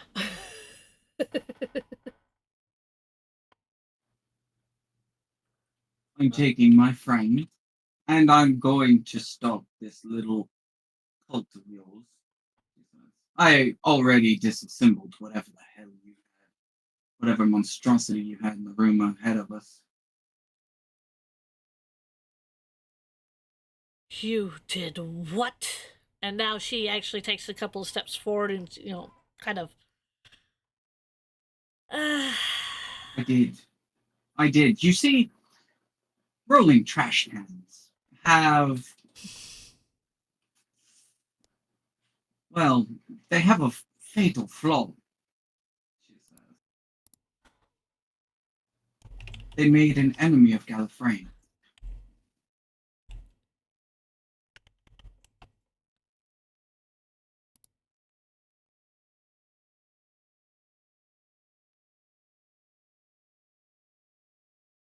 If she wins this whole thing just by talking shit, I'm gonna be so fucking like, what? Okay. She looks at you.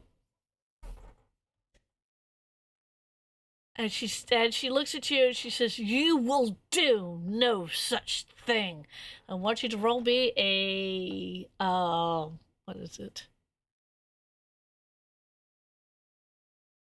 Wisdom saving throw.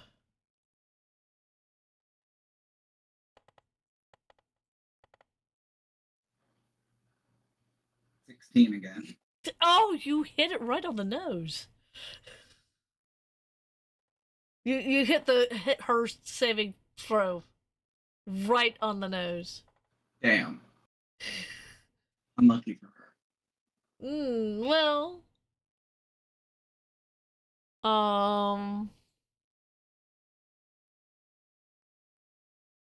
Let's see here.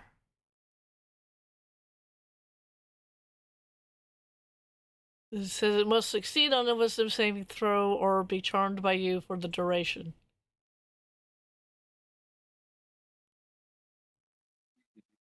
Quick one me too, didn't she? Or something similar. It's something similar. That's the reason why I was looking that up.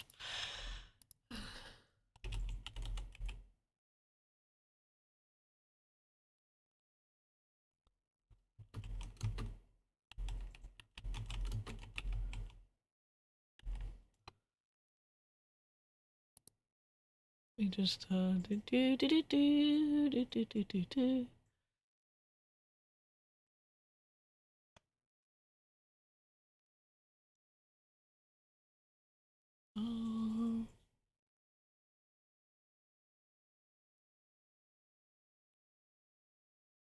Okay, you actually met the saving throw, so technically, whatever she was attempting to do, your head goes muddled for just like maybe a couple of seconds, but you shake it off.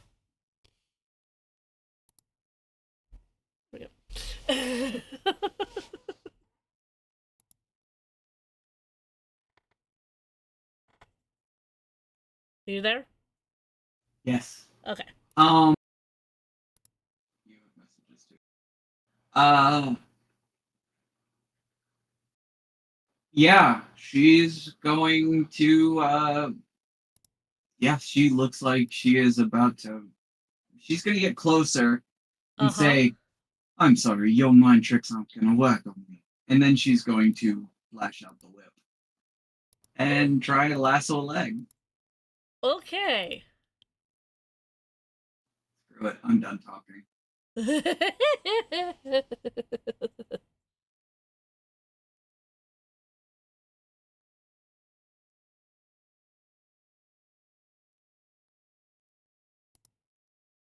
Okay. Let me So you're going to try to lasso her. Yes? Yeah, trip her up, knock her on the butt, as one is to do. Okay. So we have now Slipped into the I'm gonna pummel you into a pace mode. something like that, yes. Um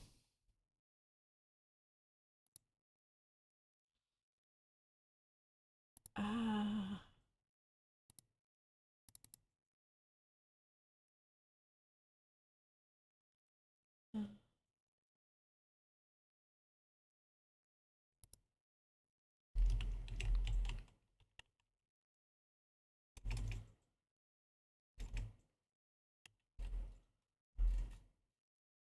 While you're looking up that, I'll be right back. well, I'm looking up our AC in this particular thing, so. No, that's fair. I have to run to the ladies' room. Okay.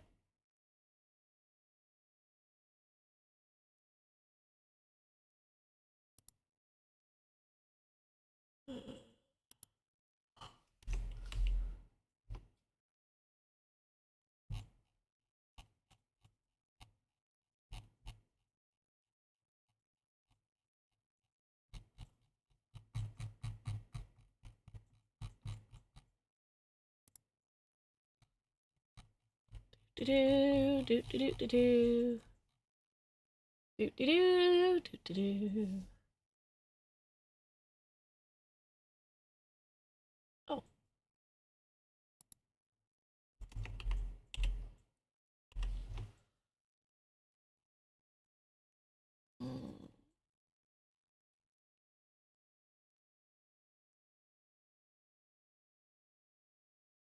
11 plus.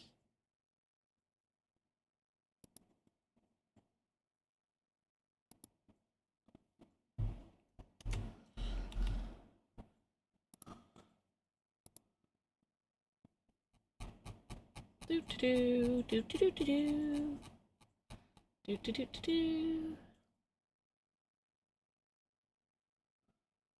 Well, let's see here. What does she have?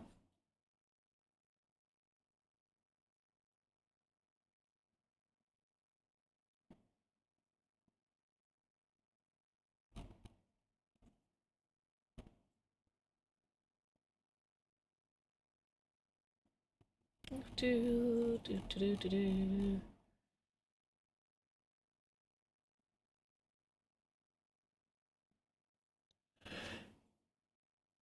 Ooh.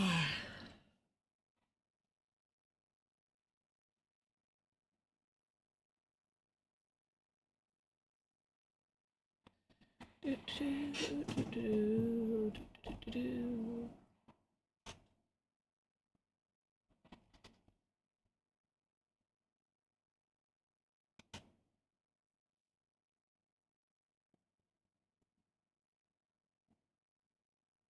Okay. That works.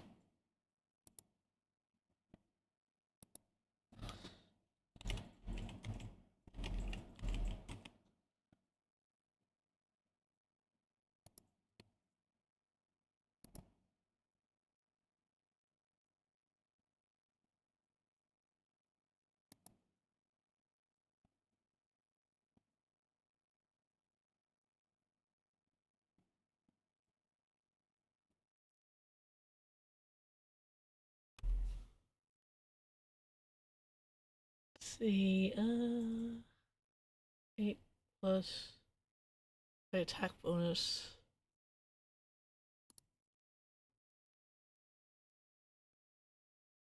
Oh, right.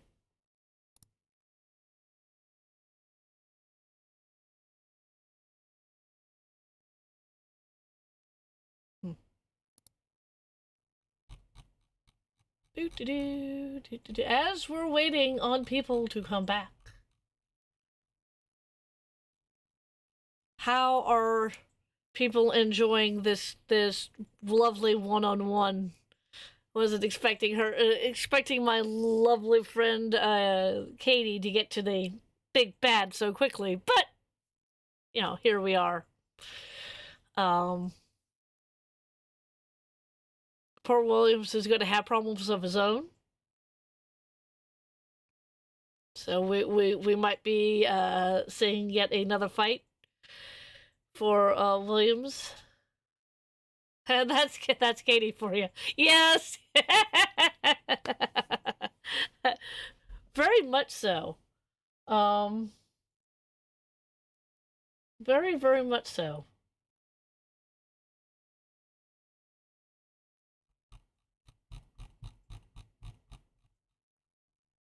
Let's see.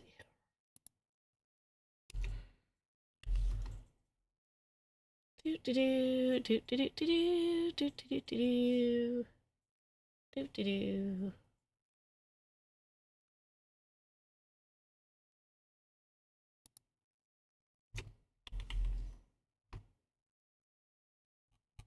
I'm back. Sorry.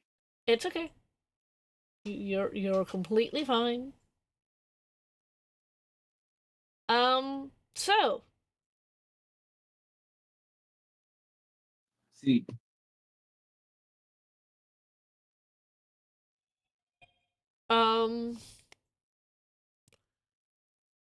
so you're gonna use the whip.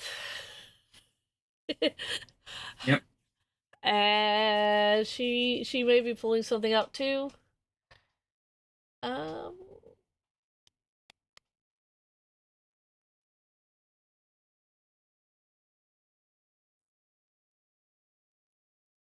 Okay. Right.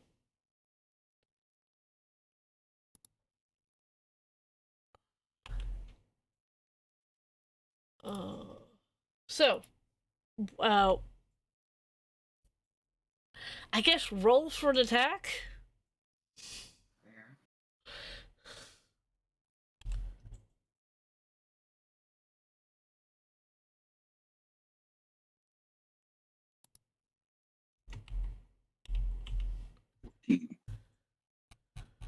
there.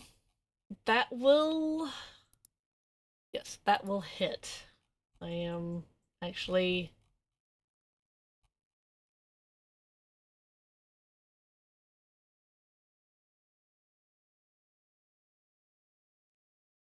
Right, okay.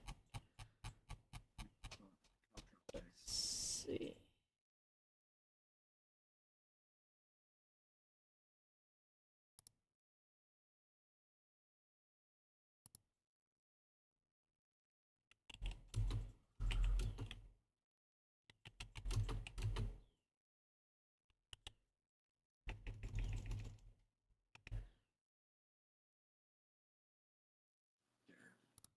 All right.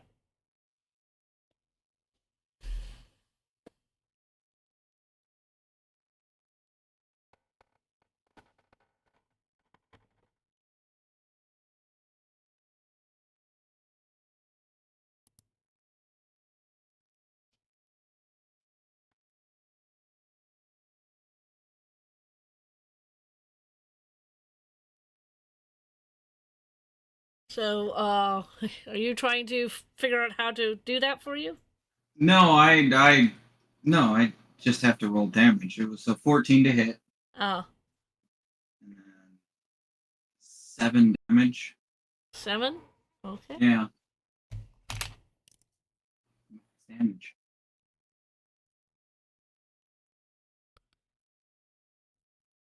All right. Because they're 1d4. It's 1d4 plus 3 for damage for a whip. That is very true.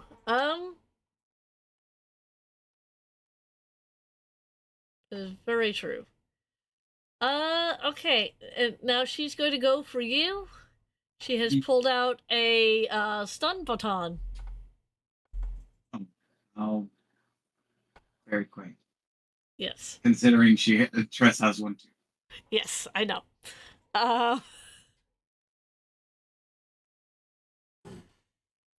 So.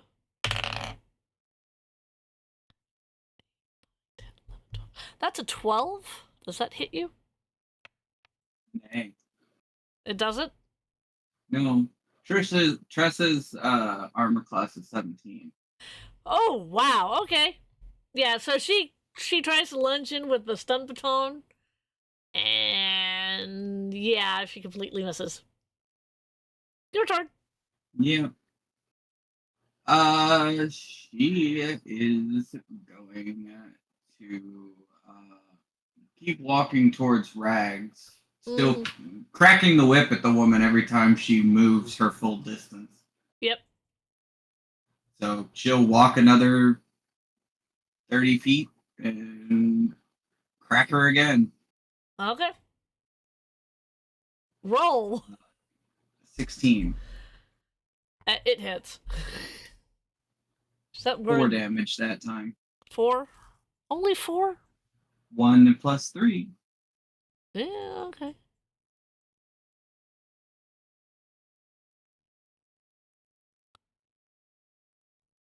All right.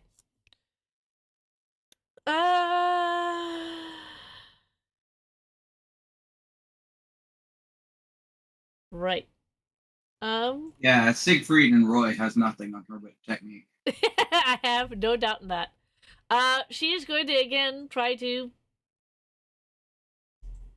use the stun baton.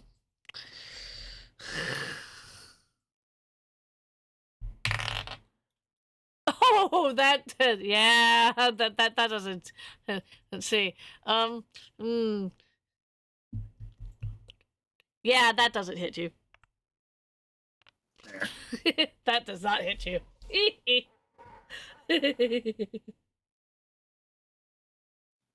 Fair enough. She'll keep moving Yes. until she's like right next to Rags. I don't know how big this room is. Oh wait, it's 50 feet. So she's got one more move before Yeah, she gets to Rags. Yes, she does. And Rags is. You could see as you're coming closer to Aurora, you see Rags' eyes get kind of bigger and bigger and bigger. No.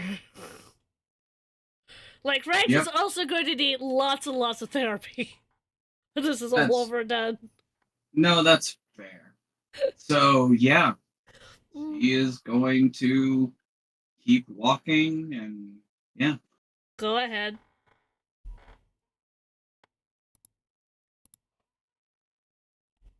$22. Oh yeah. Oh yeah. And another 4 damage.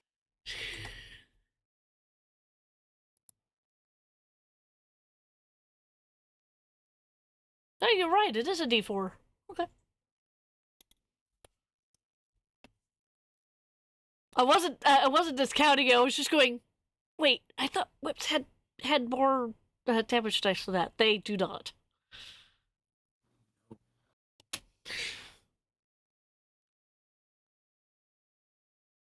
Ha! You can use your choice of strength or dexterity modifier to attack and damage rolls. Which is why hers is a +3 instead of a +0. Because you're using dexterity instead of strength, right? Yep. Yeah, I gotta fix that. Okay. Using it in its finesse form. So she's gonna try attacking again.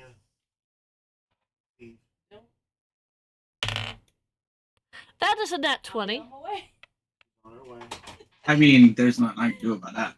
No, so you need to make a dexterity saving throw. Yeah. 21. 16 plus 5. Oh, oh, jeez. Yeah. You make that. She hits you. It stings a little. Mm-hmm. But whatever she was planning on doing with that stun baton, now you're close enough that she can actually, it didn't do much. Fair enough. Nope. Okay, now Tress is a little cocky. I bet she is. she is going to eventually put herself in between Rags and this woman. Mm. And she'll use one. I assume Rags is basically on a rack, an old rack. Well, she's on a table and she's been. Her hands and feet have been locked down. To be all fair. What Rags is wearing is kind of the same thing that she was wearing, not so much when you met her, but when you guys changed from the evil stuff into the more modern stuff. Okay. So she's wearing like the t-shirt and pants, but she looks like a kobold in t-shirt and pants.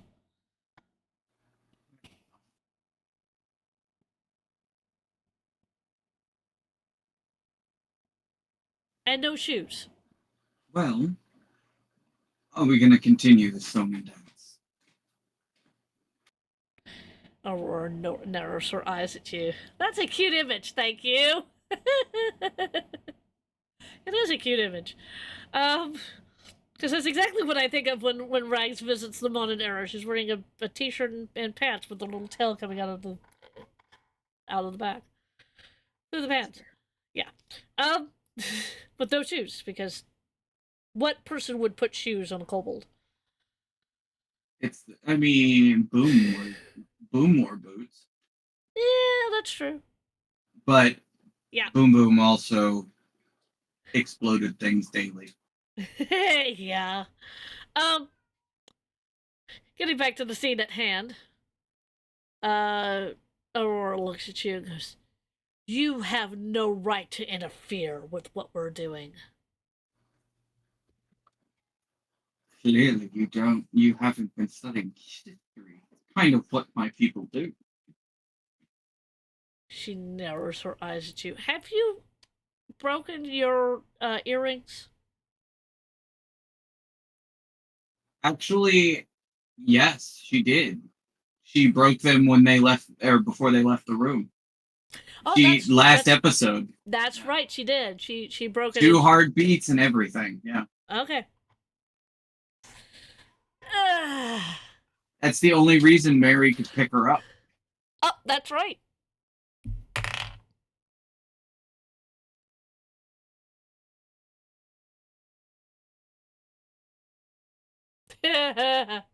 Okay. Aurora narrows her eyes at you.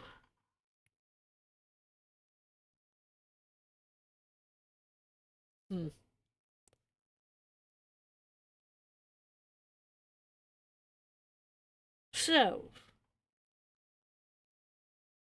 Time Lord. Now that I have proof of what you are. You're welcome, by the way. She narrows her eyes at you. What is your business with this creature who is not supposed to be here? Oh, huh? Yeah, no, she's a friend of mine. A dear friend. And if you know anything about my people, we take our friendships very seriously. I'm going to say, for the purposes of this encounter, you're close enough to Rags that your aura, as it were, your resolve to rescue Rags has made it so then you're clear-headed, and Rags, who she still looks scared, but suddenly her eyes have always been as big as saucers since you came into the room and started acting this way. She's never seen you act this way. Just to be fair. Yeah. But then she kind of, it isn't so much like she sits up for, because she can't, if she's lying down. But it's kind of like, if she could sit up, she would. Like something just touched her brain. Fair enough. And then you hear Rags go, Lady Mary? Oh, thank God. Or gods, or whatever. I couldn't hear you. Didn't- I couldn't talk to could- you. You Simple. hear her mumbling, you hear her crying. You get the distinct sensation that whatever Aurora was doing, or whatever she was using to block things around you, because you've had the force of will to rescue your friend, has kind of unblocked that temporarily. That's fair. For what it's worth, Tress, who knows Rags rather well, Mm-hmm. is hoping there's a little glowing doodad in her pocket as she goes, Lacey, I need you to unlock those restraints, please. She just Ah! calls out. Ah, yes, very good. Let's see here. And Aurora goes, "What's Lacey?" Just kind of menacing, looking at you, almost gonna growl as she's saying those words. Honestly, I have no idea. But she is quite useful. They are quite useful. There you go. Come on. And Dave. she stops talking and just lets Lacey do the rest. Yep. Well, actually, technically, you're having a stare down with Aurora, so it's not like you're not Yeah. doing anything. You're just intently looking at Aurora, and Aurora's intently looking at you. And you hear behind you a soft hum and a... Well, that was the nicest command that I've ever gotten. Rags hasn't been able to talk to me. Yes. Well, I'm working on that. So if you could please release her. Oh, that would be my pleasure. Just kind of... As if the ball of energy could, kind of do happy flaps. You can kind of get that sense from the ball of light. Even though your back is turned, you can kind of hear the jump up and down and do the happy flaps. Oh, that's fair. Yeah. And you do hear what sounds like this particular entity, whatever Lacey is, do what they're doing. Which I also don't have stats for that, but, let's go for it. Sleight of hand, sleight of hand, And that is what a sleight of hand. You Raw. you should I was gonna say technically you should give Lacey Rags a sleight of hand. Oddly enough, Rags' sleight of hand, which is a +3. I mean, I rolled a 19, so that's a 21 Fair enough. altogether. Yeah, that was a 21 altogether. For a thief, she's not very thiefy. Actually, I made her a stalwart because that in this particular IP, that's exactly what Rags is. I did make her a little bit thiefy, but Fair. yeah, so she's not the sneakiest, but she does keep everybody's she's definitely the happiest. Let's say that. Moving on. So that's a 21. You do distinctly hear clicks. All 4 of them clicks. Yeah. Oh. Mary, your daughter needs an exit. Rags, run. What are you going to do? I'm going to teach these humans the errors of their ways. You really think that's a good idea? Absolutely. Okay.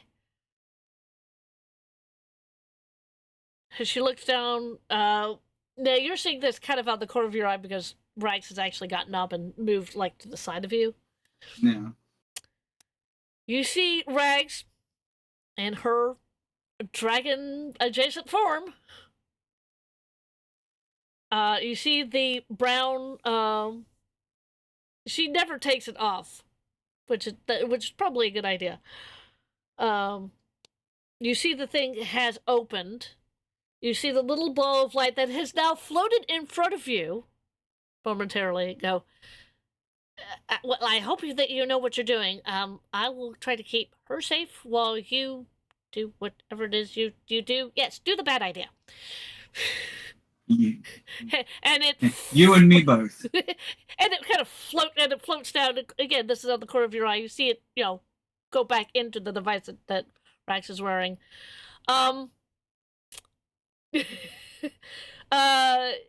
You hear in your head, "Thank you for rescuing her, but I think I have a better plan for the person that you're going to educate. I will take care of Rags. Well, actually, no. Lacey will take care of Rags. Lacey knows how to do it just as well as I do."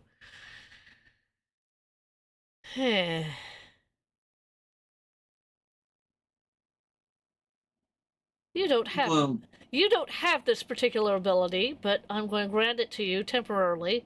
Just look at her and say silence. that I like. Does it have to be silence? What can I improvise? Well, what were you thinking? Well, we'll see if it works first. Hmm. But she's gonna let the woman start tirading, and then Oh. she's going to do it. Oh, yeah. Aurora sees Rags now unshackled. I cast Fireball. Yes. Cast magic missile. There's nothing in the room. I cast it on the darkness. Oh, you've heard of that one too. Are you kidding me? I was internet dude, like internet lady with the freaking 8-bit Final Fantasy came out. I understand that. I'm just a Are weak there little. any chicks in there? Because if there are, I want to do them. Oh, you've got to watch the Library Bards D&D. That one's funny. It's absolutely hilarious. You know what some Cheetos and men do? Anyway, Rags gets up, and instead of a door, instead of the door that you came into, Mm-hmm. which is at the far end of the room. Mm-hmm. No. What happens is a phantom, you can see through it. A phantom door frame appears out of the same material as Lacey. And it opens. Yeah, Trish just goes, oh, your little prize is getting away. And Rags, and you can see on the other side, this isn't quite so wavy, it's more of a actual doorway, because it's a pier right in front of you, and you could see everything that's in that room. You could see, at least from the angle that you're looking at, you could see two of the Roman columns that kind of go off into nothing. You can see it's completely white except for you can see some of a chair that's slightly raised on a dais. And if you squint your eyes just right, you could see two doors on the far wall. This looks like this is maybe a 20-foot by 20-foot room.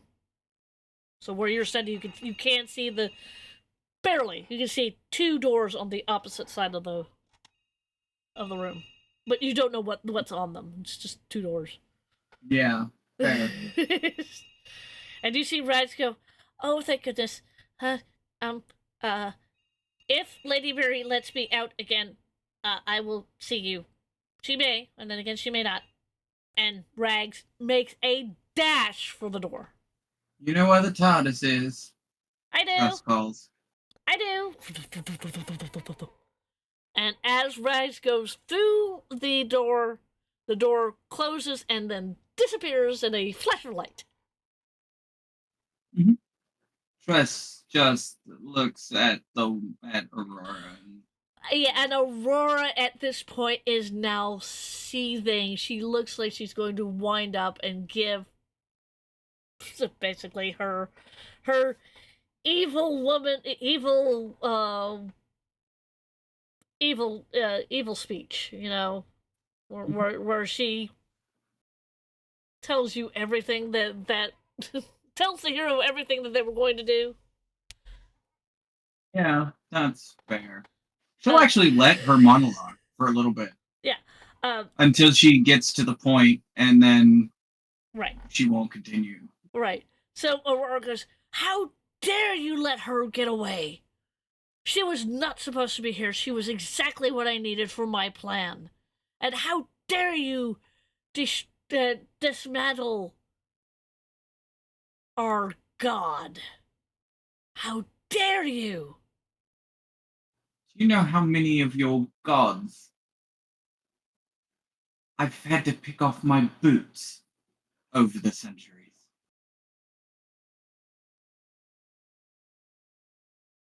Not as many as them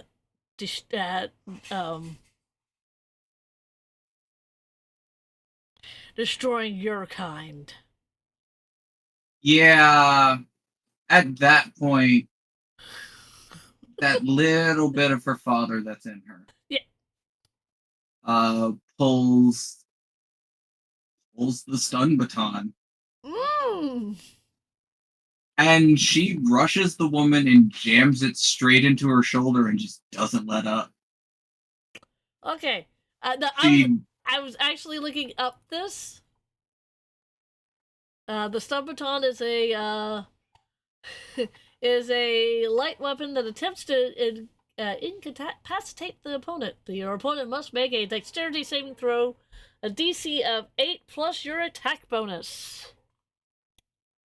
So I'm assuming that's your equip attack bonus. 5. So, yeah. Yeah. Okay.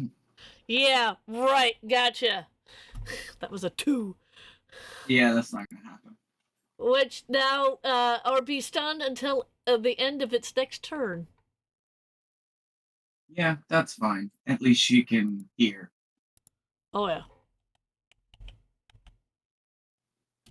She says, you know, you might be right about them doing that to my people, but here's the one thing you didn't count on. The one that was left is the daughter of the most ruthless Time Lord that has ever existed. Guess what? I'm starting to get why he enjoyed it.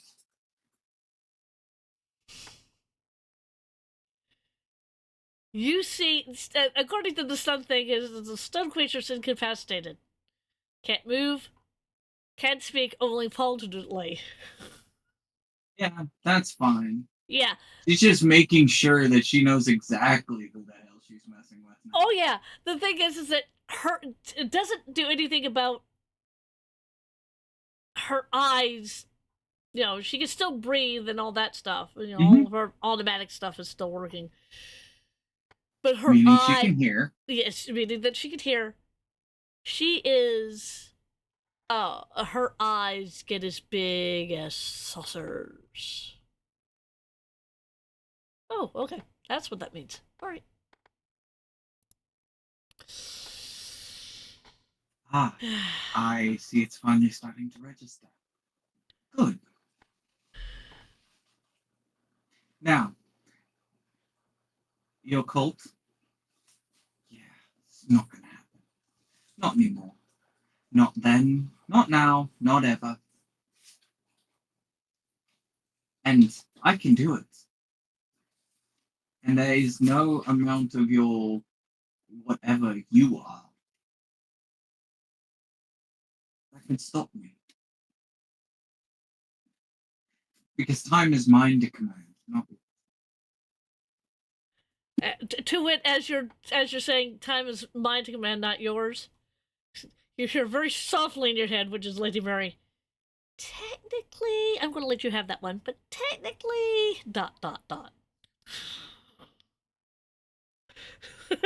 If Tress could slap Lady Mary, Yes. she would do so. She would do And so. Lady Mary knows. Oh yeah, that was the reason why Lady Mary went, I'm going to let you have this one, because she realizes that Tress is making a point. Yeah. But technically, it's just kind of... Yeah. Eventually she'll take the stun baton off the woman's shoulder and rack it across her face and get off her. Okay.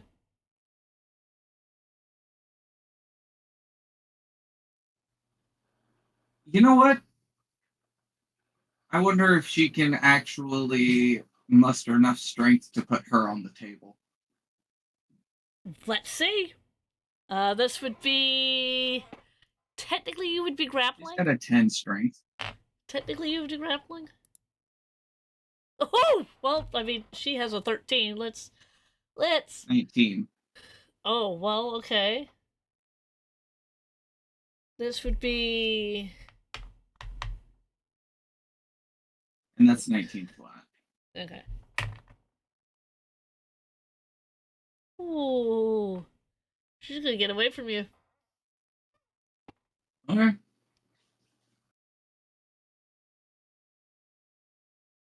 I mean, that's fair. Tress isn't a combat character, but No. she has been driven. Oh, yeah. Oh, yeah.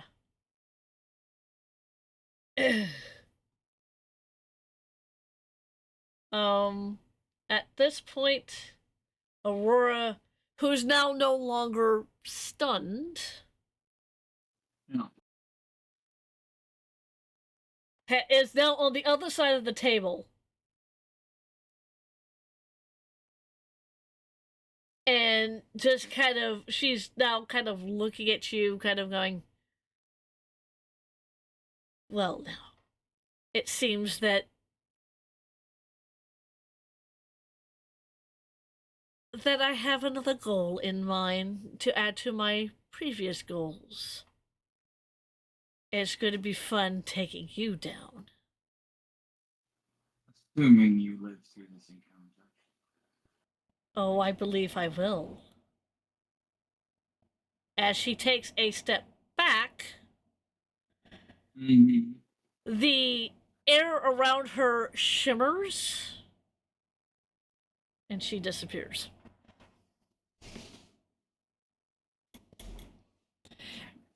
At this point, you hear a rumbling.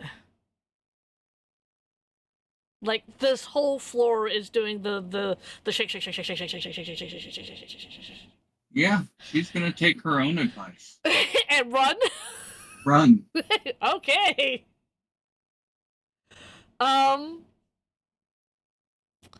Yeah. Hopefully she only gets taken by half the building. True. So you are going to run. Are you going to pick up Sarah and the young lady that you rescued along the way? Yep. Okay. Oh, this is going to be so much fun to try to try to justify this to Kenny when he gets back. It'll be alright. Let's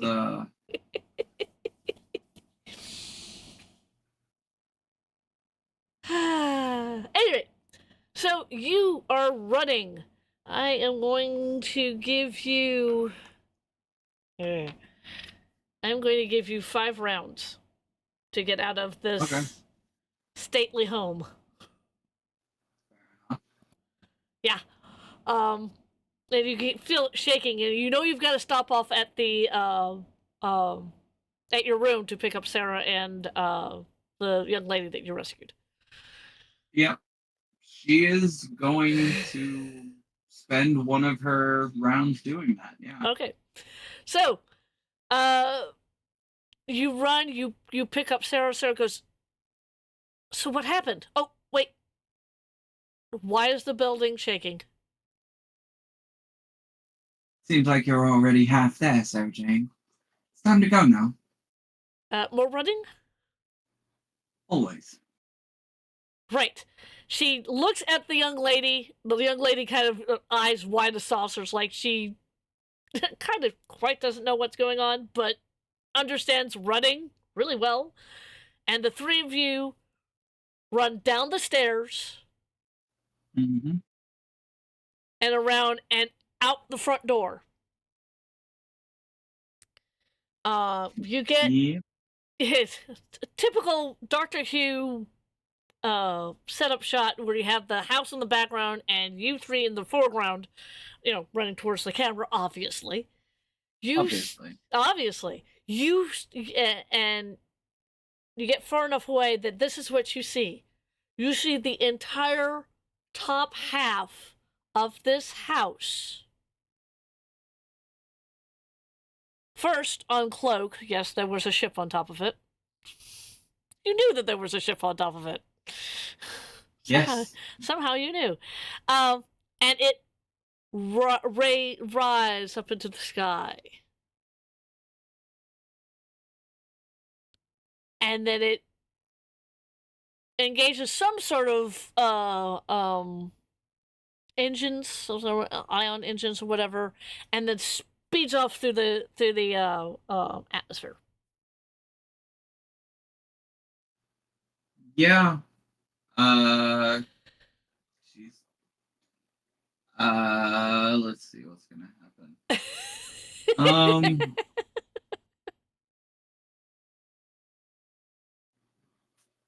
Yeah.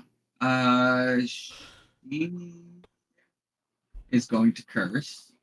Of course she is. Yeah. And then she is going to Ooh. tell Unit to keep an eye on that leaving the atmosphere. Yeah, okay. You do manage to catch Kate, and you tell her this because you mean that there was an alien spaceship right under our noses? Yes, the camouflage was quite good, actually. Well, thank you for the report. She nods. She's actually going to then cut off and run back into where the buildings were, because there were people in that house. Actually, you have noticed most of the people that was in the house once the shaky started, they all ran out because that's not normal. Yeah. That's what I wanted. That right there. I wanted that. I'm trying to come up with a name for the young lady that you picked up, so give me a second.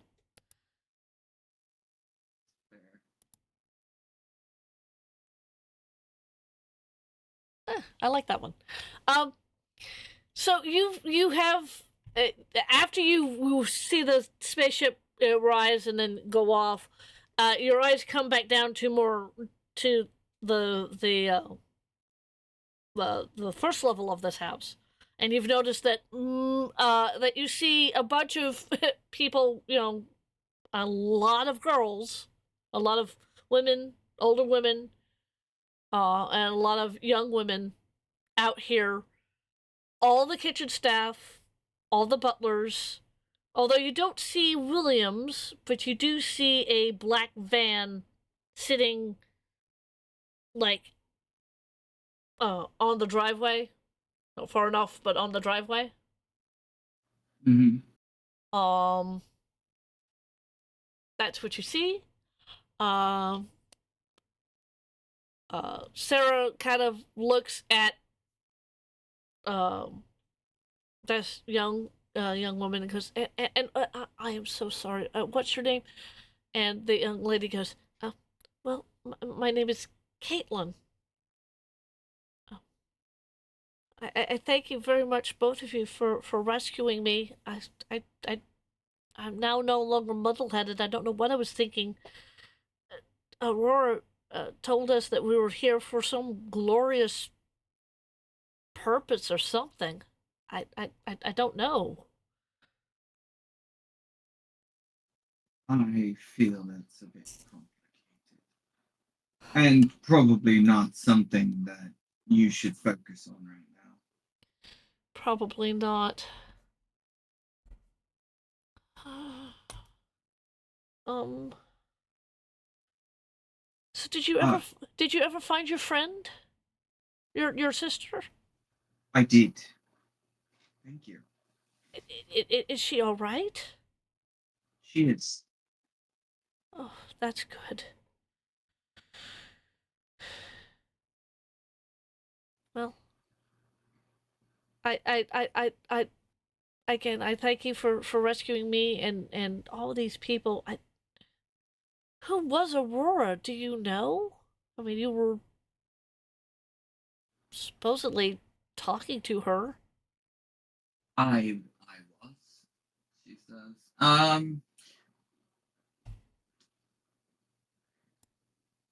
She Aurora was a very damaged person. Not nice She person. was she was very charismatic, yes, which made it easier. But unfortunately, she was just a massively damaged woman.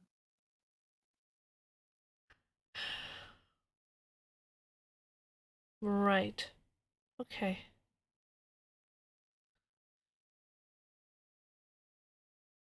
Well, When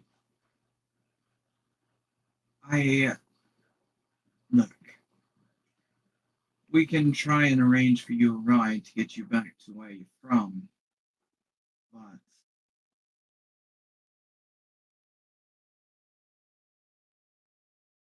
yeah. unless Sarah would like to stay with you and see that you are looked after. Sarah kind of looks at you. Again, cocks the eyebrow, gives you a half smile. You know me so well. Well, we had the same mentor, as it were. We did. Come on. It looks like I am going to be at least taking you back to wherever you came from. I'm assuming that's London. I would appreciate you not telling people that I'm still alive. And she's looking at Caitlin when she's saying this. And Caitlin goes, oh, uh, yeah, right. Oh, um, on second thought, I have a different place for you. They'll take care of you, and they'll make sure that you stay quiet about my condition. Of course, she's putting that in quotation marks. She looks at you, Tress, and says, "This has been the most lovely coming out of retirement adventure I have ever had, and not necessarily with him, but with someone else that might have knew him." She nods. Well, it certainly has been a while since I've lost my temper. So Remind me never to have you angry at me. She looks she looks at you and gives you a half smile. I don't think you have any fear of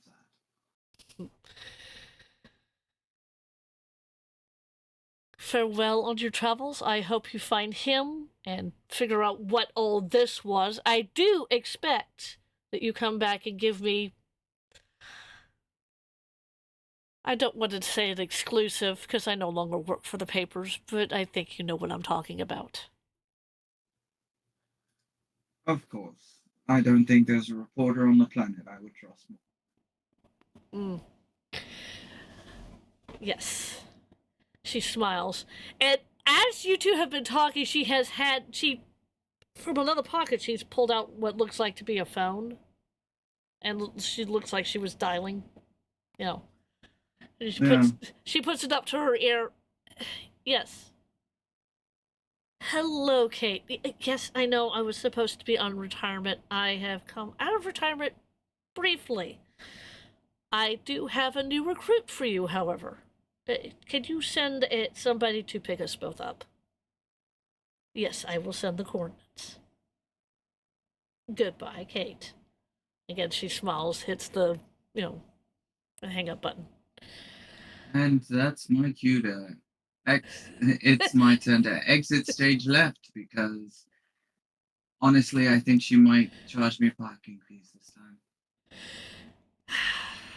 Yes. I don't know whose black van is over there, but you might want to check that out. Oh, I planned on it. And you see Sarah and Caitlin walk to the other end, because this is a rather large driveway. You've seen those driveways that come in one side, do a huge turn, and then go out the other way. Yeah. Yeah. So they're walking towards the other end of the driveway. There's a patch of grass in between, but they're walking that way. So they're walking away from you. So you still got this black van. Yeah, she's gonna go look at the black van. You come close to it, the door suddenly opens, and there's Williams sitting with all the surveillance equipment. Kind of looking like a caught rat in a trap. She's gonna growl and shut the door and walk away. Are you shutting the door and growling? Yeah, she is. And then, yeah.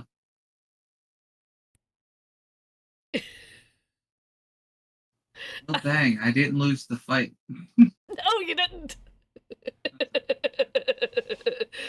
Yeah, that was an oops. I love it. Are you actually going to go back because you do realize that you have to take him with you? Yeah, she will. You wander back and you open the door again and goes, I was monitoring.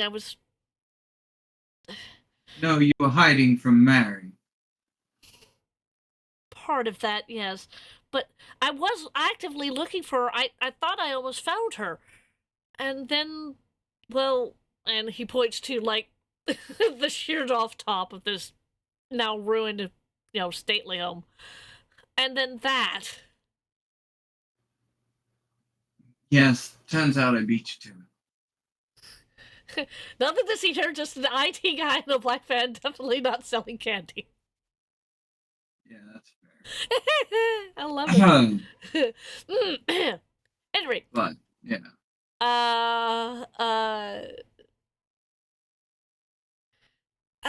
Well, while you were doing that, I was setting up, the surveillance stuff, and then I encountered something weirder than weird. I don't know. Okay. But you did find rags, so that much I heard. I heard most of that conversation.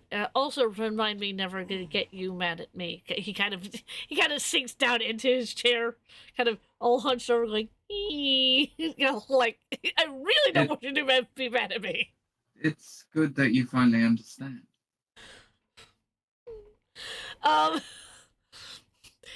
So now there's two people that he's really scared about. One of them is Lady Mary, and the other one is you, because you frightened him. Yeah, that happens. It does. Any rate, so yeah, I guess we've got to go back to the TARDIS. Did Rags say that's where she was going to go? Lady Mary is taking care of her.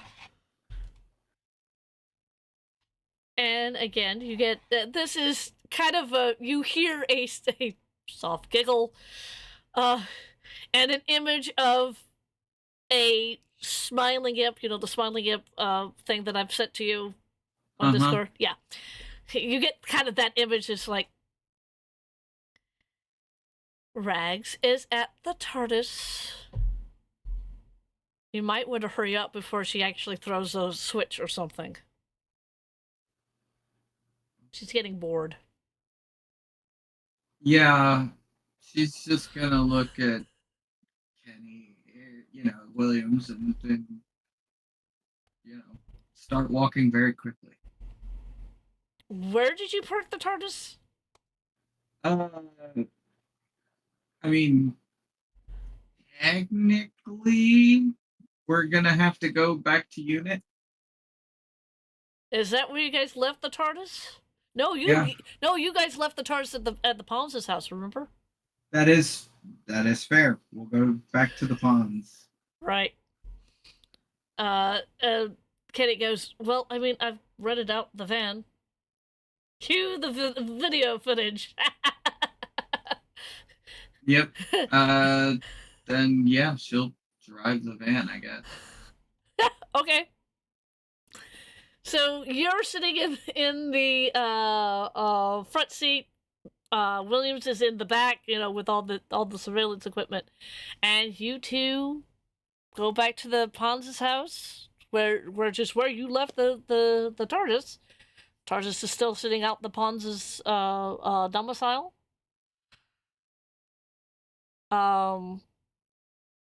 Williams, as you two are getting out of the van, Williams has a phone to his ear, basically telling Unit, I finished using the van. Yes, I'll pay for the fees, the rental fees. Please pick up the van at your convenience, that kind of thing, And, there's the TARDIS. Yeah. I mean, she'll leave, I guess, a quick note for Amy and Rory being like, yeah, cult run by possible aliens or future people. Sorry, my bad. True. Love Tress. Or love the songstress. Yeah. Yep. And then... Fortunately, yes, when you leave that note, fortunately, they're not home. As you're leaving this note. Yeah. So, yeah, there's that. And, yeah, just get in the TARDIS. And as you walk into the TARDIS, there is Rags, smiling. Actually, as you walk into the TARDIS, Rags is going to okay, I'm gonna get rid of that one. I'm gonna get rid of that. I'm Yes. about to get tackle hooked, aren't I? Oh yeah, you are. I really should be used to this by now. Yeah. Rags runs towards you. You get a tackle hug, although for the size of Rags and the size of you, which is two very different sizes. Hang on, Yeah. we'll get to that in a minute. It's kind of like someone hitting you with a beanbag at your legs. Yeah, she just... Exactly. I was so scared. Thank you for rescuing me. Of course. It's not a problem. And then what Williams does, Williams bolts at Rags, scoops her up and squeezes. After Rags releases you, there comes Will. You see a short blur comes in front of you as he also does his own form of a tackle hug. Whew. Well, now that that adventure's over, and that particular version of the cult is done with, So where do we go next? I mean, we did hear tell that this particular cult might have been prolific, like in the World War II.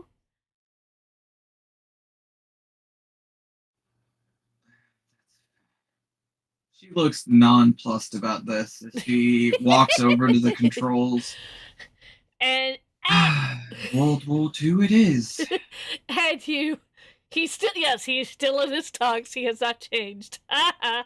Yes, and you throw your switches, and the camera pulls out, and we see the TARDIS make its traditional noise and disappears, and we fade into black. And that is where the episode ends. Well, one event didn't happen that I wanted to, but everything else ended pretty good. Yes, I know what you wanted to do. I do, because you sent me the stuff. That still may end up happening at one of these encounters with the lovely Aurora. Because she did get away. She did get away. That is fair. Yes, I know. It was a pleasure to play her, and she might come back. I don't know. It just depends on how I feel. But you have gotten the your kobold back. You've seen how angry Tress can get. Yeah. And the rage of a Time Lord knows no bounds. oh yes, I know. And on that lovely note, I don't know if there's anybody that I want to raid into as I'm peeking at this. I have no idea, but right now I'm looking at Twitch and have an ad for Twisters. Well, actually, I'm looking at it and I have an ad for the America's Navy. I want to see Twisters. Well, I mean, it has been how many years since the first one? Yeah, it's fair, and technically it's not like it's a soft reboot, but still. Oh yes, it's a soft reboot. Yeah. Because there's parts that I have seen that still have them trying to get Dorothy into the sky. Oh yes. I am going to get out of that because we no longer need that. I am going to get out of that because we no longer need that.